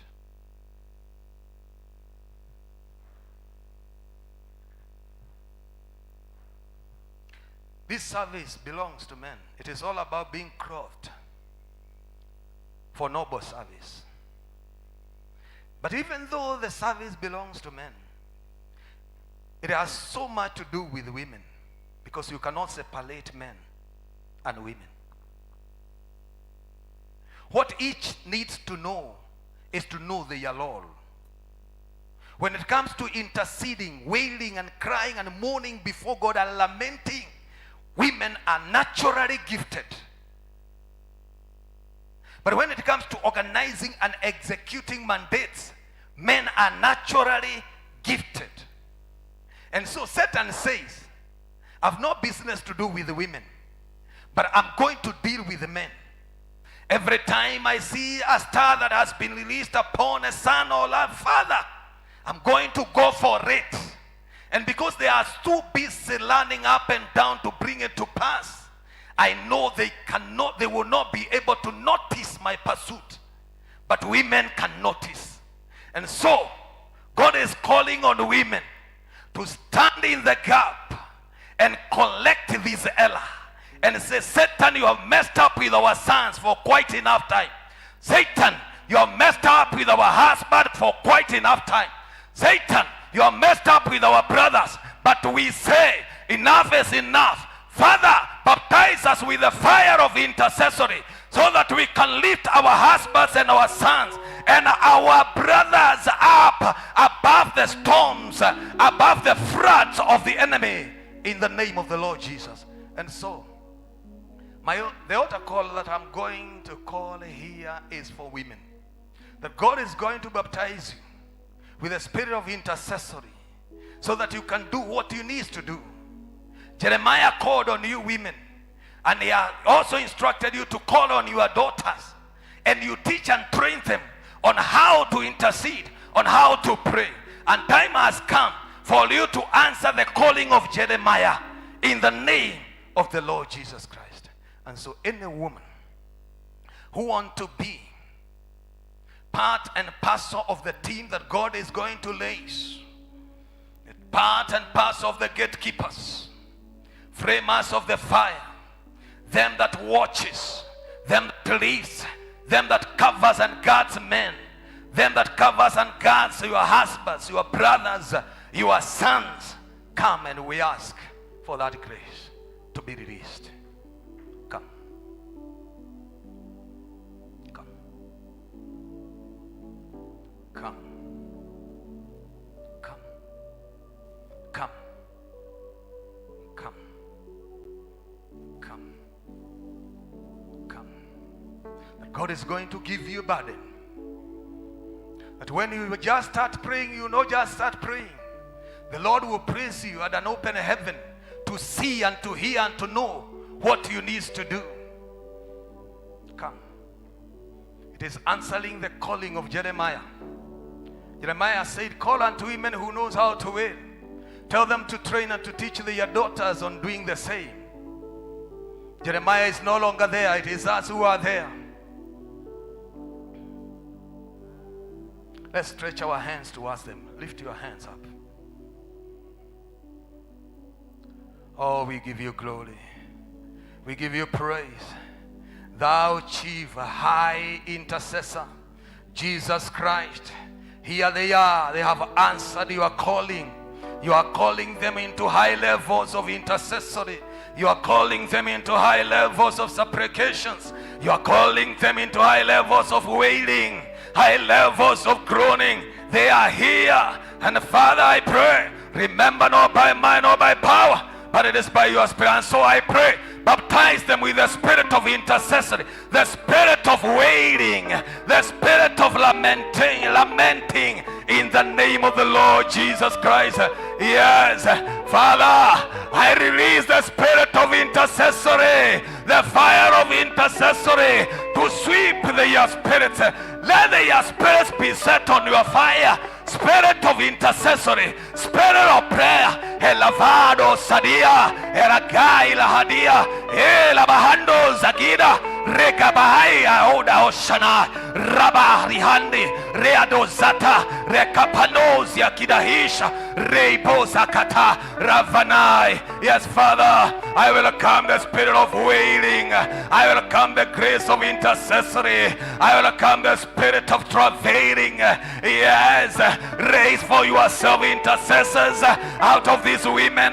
Raise for yourself wailers out of these women in the name of the Lord Jesus Christ. Praise the Lord.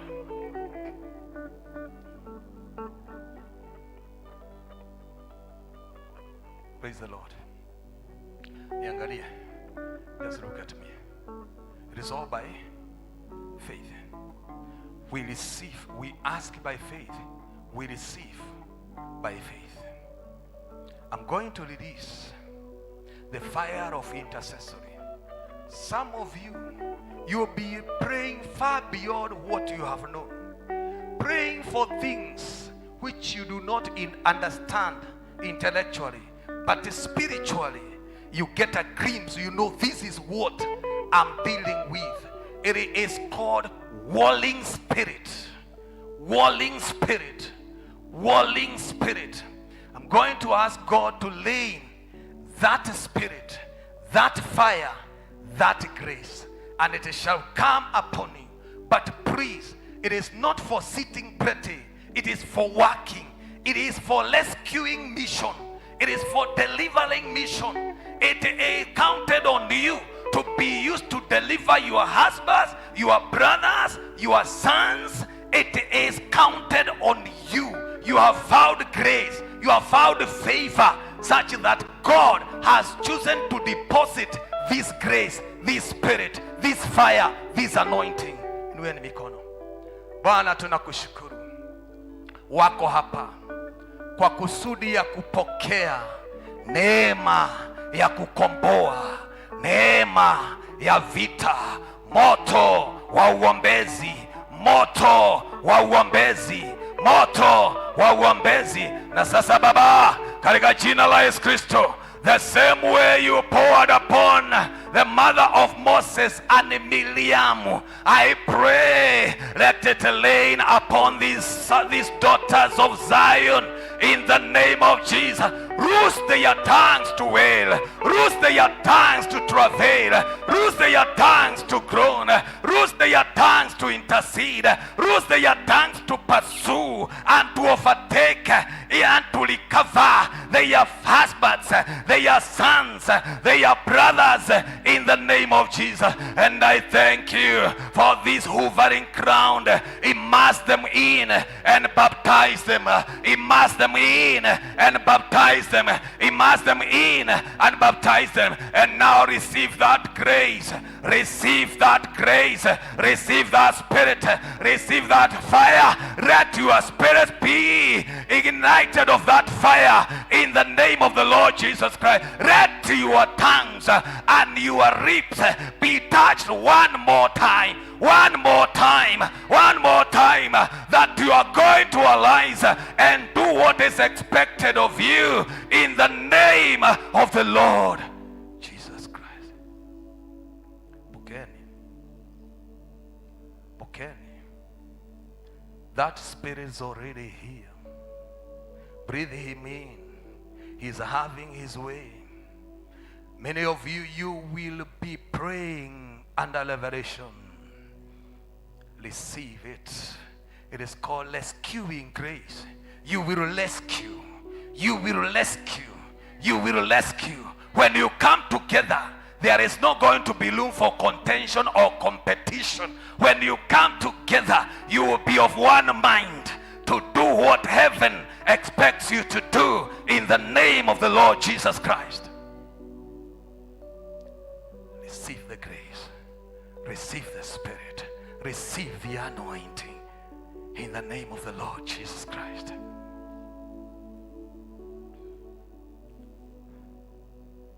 Thank you. Thank you. Thank you. Thank you, Spirit of God. Thank you. Thank you. Thank you. Thank you. Spirit of God, thank you. Thank you. Thank you. In Jesus' name. In Jesus' name. And now I declare, Father, here is an army of intercessors. I declare, here stands an army of women who are going to do what them that failed, that which them that were of the time of Jeremiah failed to do. They will arise. They will arise in the spirit. They will defend. They will rescue men. They will rescue sons. They will rescue brothers. They will rescue husbands. They will cover them. And they are going to march to their predetermined destinations. Here is an army. And now, Father, praise the Lord. Praise the Lord. I want now to pray that you are going to be given the protection of a soldier. Because as you destroy the plans of the enemy, if you don't have a protection, he will hit back.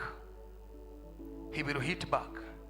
But that same Zechariah chapter 2 verse 5 says, and I will be a wall of fire round about you and glory in your midst.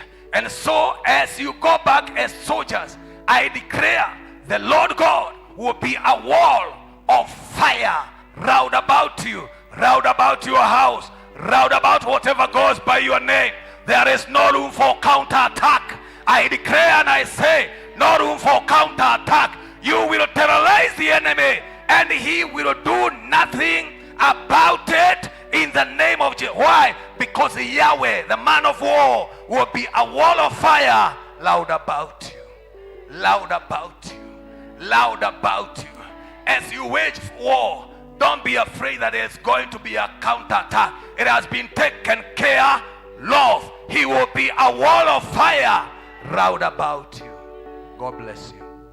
God bless you. You can go back to your seats. God bless you. Amen.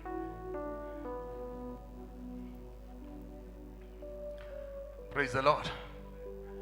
I said praise the Lord.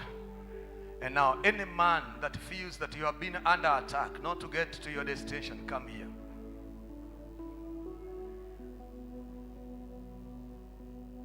Any man, after observing your life,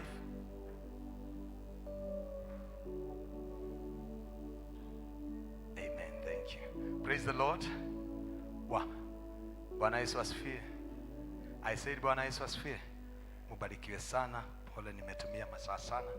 Mubarikiwe sana, tutaonana second service. God bless you. Thank you.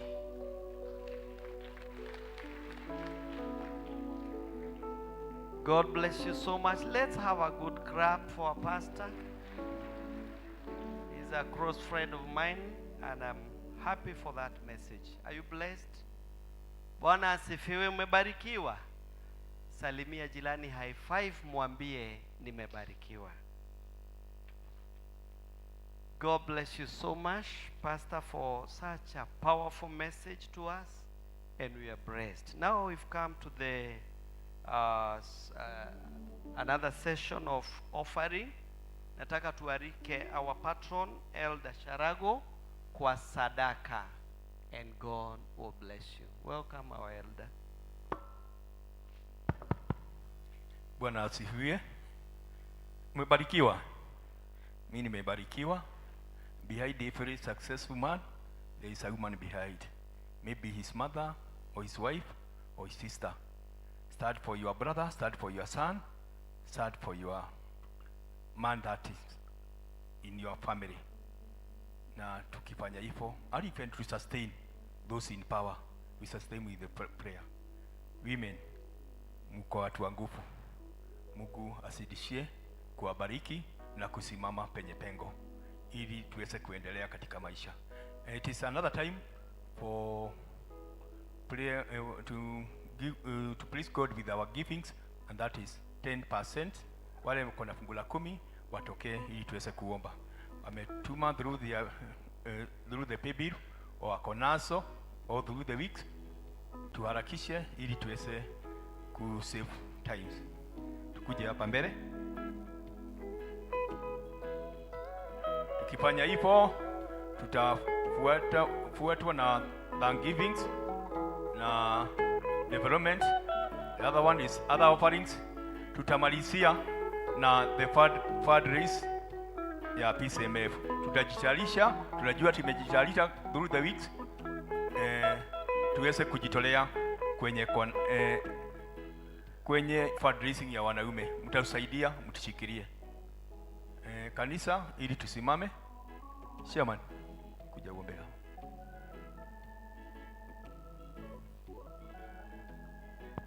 Kanisa tusimame tuombe. Kuona ya kwamba Mungu wetu vile unatupenda siku ya leo tuko hai. Tuubie roho safi Baba wetu, tukutumainie kila wakati. Na kuona ya kwamba Mungu wetu umetubariki na kazi na biashara. Tumekuja Mungu wetu kwa madhabahu hii kusema ni asanti Baba. Ni wewe umetupea, ni wewe umetusaidia, ni wewe umetupea afya. Baba wetu, bariki watu wako wasikose kitu ya kukuja naye katika nyumba yako. Kama vile Mungu wetu umetuambia 10 kwa 100 ni yako Baba. Hawa wamekuja, baraka zao wacha Mungu wetu sikuje kwao iwatendee. Mungu wetu, yale yote wangetaka kutoka Mungu wetu kwako wape, kwa sababu uko na kila jambo. Baba wetu, sikia maombi yetu, na ni katika jina la Yesu Kristo tumeomba na takuamini. Amen.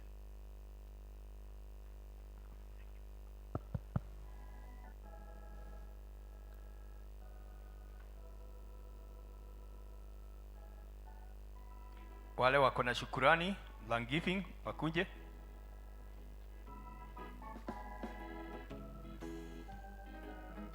Ni wengi wametendewa, wachache wakakumbuka kurudisha shukrani. Kujeni, please.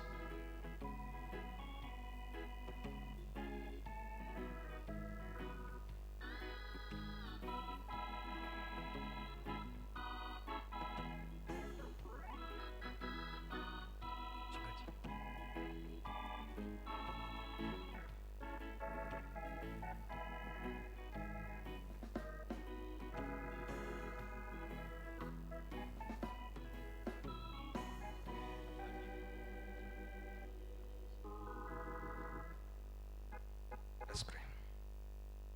Tunakushukuru Baba wetu wa mbinguni, ni kwa sababu ya nafasi hii umetualia tuweze kuleta shukrani zetu. Nakushukuru kwa sababu ya wapendwa hawa ulipowaponya 10 Bwana Yesu, mmoja ndiye alirudi kurudisha shukrani. Hawa wameamua kuhesabiwa pamoja na huyo mmoja. Nazo baraka ulizoachilia kwa huyo mmoja ukamwambia nenda and be made whole, naomba kwamba ifanyike kwao. Let them be made whole in every area of their lives in the name of the Lord Jesus Christ. Nazo shukrani hizi zilete manukato ya kupendeza na kubarika mbele zako. Ni asante, in Jesus name we pray. Amen. Amen.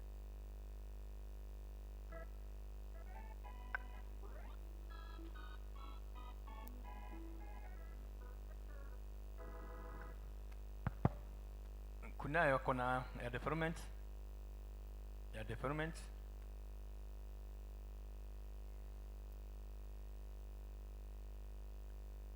And deacons wakuje ili tuweze kuchukua matoleo.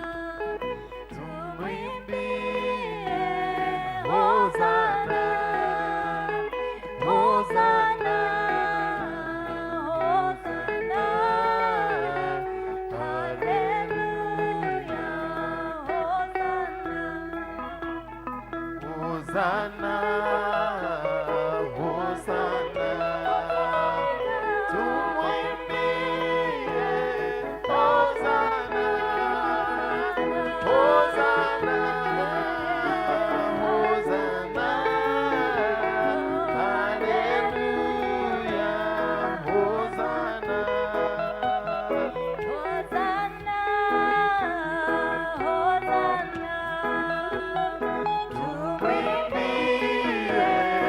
Hosana, Hosana, Hosana, haleluya, Hosana.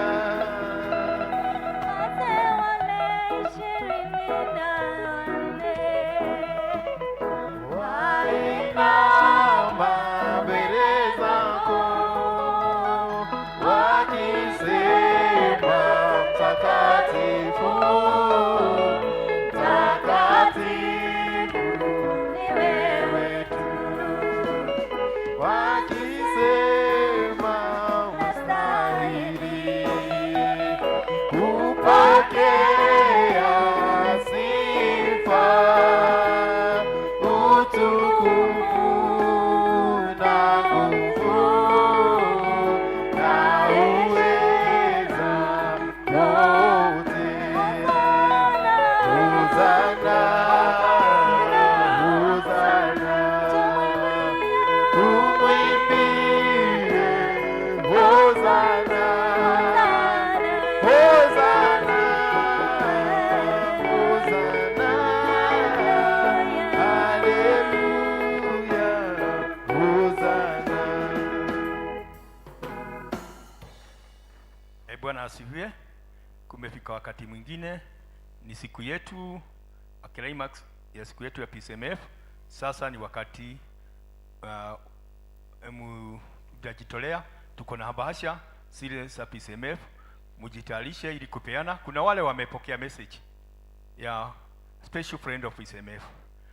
Ukitajwa wewe si jina itatajwa, lakini wewe hiyo list mkuje mtushikilie. Lakini wote tuko na wageni, na nataka kuita MC wetu atuongoze katika hiyo kipindi. 10 minutes we are through.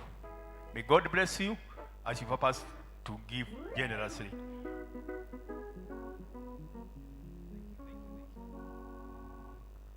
Bwana Yesu asifiwe.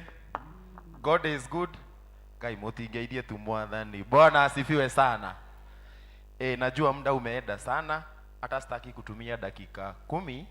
I want to use 5 minutes only, kwa sababu we shall have it in the main service.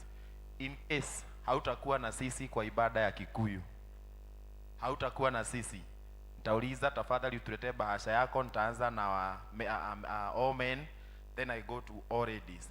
And especially if you are a member of Pcmf na hautakuwa nasi during the Kikuyu service, okay? Johnny. Men who shall not be with us during the Kikuyu service, all men kujeni. Thank you, thank you, thank you. Tuwapigie makofi. Hautakuwa na sisi katika ibada ya Kikuyu, simama hapa my brother, simama hapa, wacha wakuje. You shall not be with us during the Kikuyu service, and you want to support the work of Pcmf for a whole year. Sisi tumekaa tuwaambie aje, tuinulie mikono tuseme wabarikiwe, because wabarikiwe, wabarikiwe, wabarikiwe, wabarikiwe sana. God bless you as you support the work of Pcmf for a whole year. The Lord do you good. May the Lord do you good. Asante sana Deuli, God bless you, God bless you. Engineer, asante sana, asante sana, asante sana, asante sana. May the Lord do you good. Wherever you are going, the Lord be with you. May the favor of the Lord be with you. May your week be blessed. Asante sana Moreidi. Asante sana Waishinga. Thank you, thank you, thank you. God bless you. God bless you. God bless you. Thank you sana. Asante sana Baba Tony. No cione gutumitwo. Utigike uguo tumahurire karuhi kamwe kage na kage na kage. Our ladies kujeni. You shall not be with us during the other service. Tafadhali usiende na bahasha ya Pcmf. Support the Pcmf. And then studio utupatie pay bill. Unaweka tu pale Pcmf. Itakuwa imeingia mahali panapofaa. All our ladies, kujeni.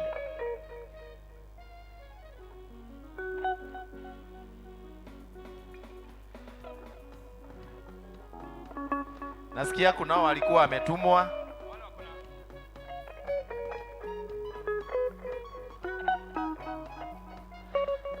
Hata kama ulikuwa umetumwa, so long as uko na bahasha ya Pcmf and you want to support our ladies wamekuja kwa wingi. Sisi tumekaa tuwapigie karuheni.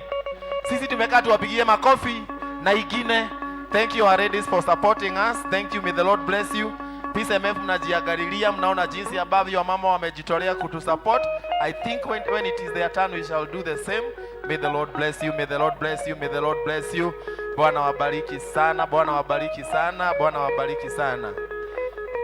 Mbarikiwe, mbarikiwe, mbarikiwe, mbarikiwe sana, mbarikiwe, mbariki. Asante sana Esther, nimekuona. Asante sana wa Muhesh, nimekuona. Mbarikiwe, mbarikiwe, mbarikiwe, mbarikiwe. May the Lord do you good. May the Lord bless you for supporting Pcmf. God bless you. God bless you. God bless you. God bless you. Asante sana Stella. God bless you. Tafadhali tumefanya hivyo ni kwa sababu ya muda na waomba. During the Kikuyu service, let us support our men fully. Wethimire oguo. Ori okwenda kurathimwo. We wathima kanini oguo kugia na kanini wiki ino. Ine. Ori okwenda kurathimwo agusha. Wethimire rĩngĩ, wethimire rĩngĩ, wethimire rĩngĩ agusha. Jibimie ingine baraka za Mungu za hii wiki yote kuanzia Monday mpaka Sunday agusha. See you in Kikuyu service. Thank you.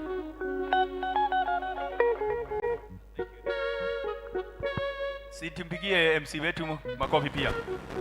Tumeshukuru na nyinyi tumesema asanti kwa muendelee kutushikilia na kutuombea.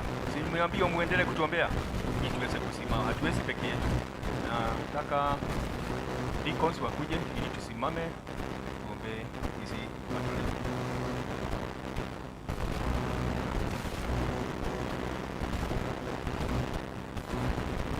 Simame.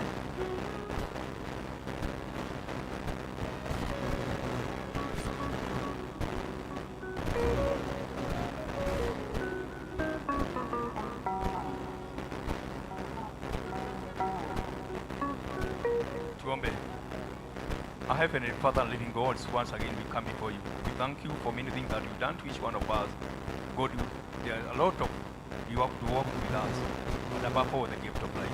God, we thank you for your people, for guiding us and even bringing to your church and guiding us all through the week.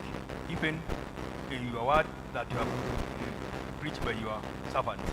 Mungu twakushukuru kwa vile umefanya, na pia twakushukuru katika matoleo imetolewa na watu wako. Wengine wametoa kushikilia wanaume na wengine zimetolewa ili kwa vile umetuagiza ili tusije nyumba yako mikono mitupu. Umefanya makuu katika maisha yetu. Endelea kutubariki, endelea kubariki sisi kiendelea kufanya kazi lako. Na sisi endelea kututembea makuu katika maisha yetu. Kule tunafanya kazi katika manyumbani zetu, katika kila jambo tunayofanya iwe ya utukufu wa jina lako. Tembea nasi, kuwa pamoja nasi. Katika jina la Yesu Kristo tumeomba na kuamini. Amen.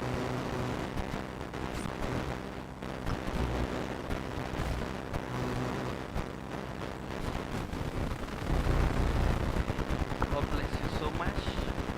We come to the end of our first service.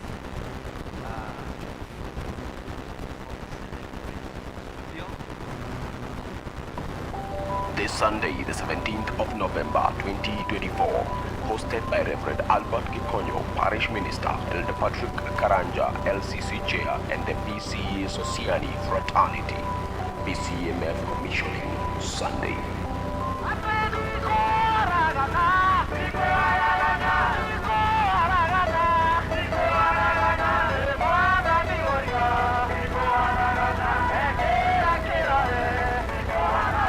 Speaker of the word, our very own Reverend Albert Kikuyu. In the afternoon, the revival. P.C.E.A. Society Church, Oasis of Love. Thank you very much. Let's stand as we say a word of praise. Baba, katika jina la Yesu Kristo, asante kwa mwisho wa ibada ya siku ya leo. Umetubariki na umekuwa pamoja nasi. Tunapoelekea majumbani mwetu, tuomba uwepo wako uwe pamoja nasi. Bariki na ututendee mema, maana ewe ni Mungu wetu. Katika jina la Yesu Kristo tumeomba na kuamini. May the grace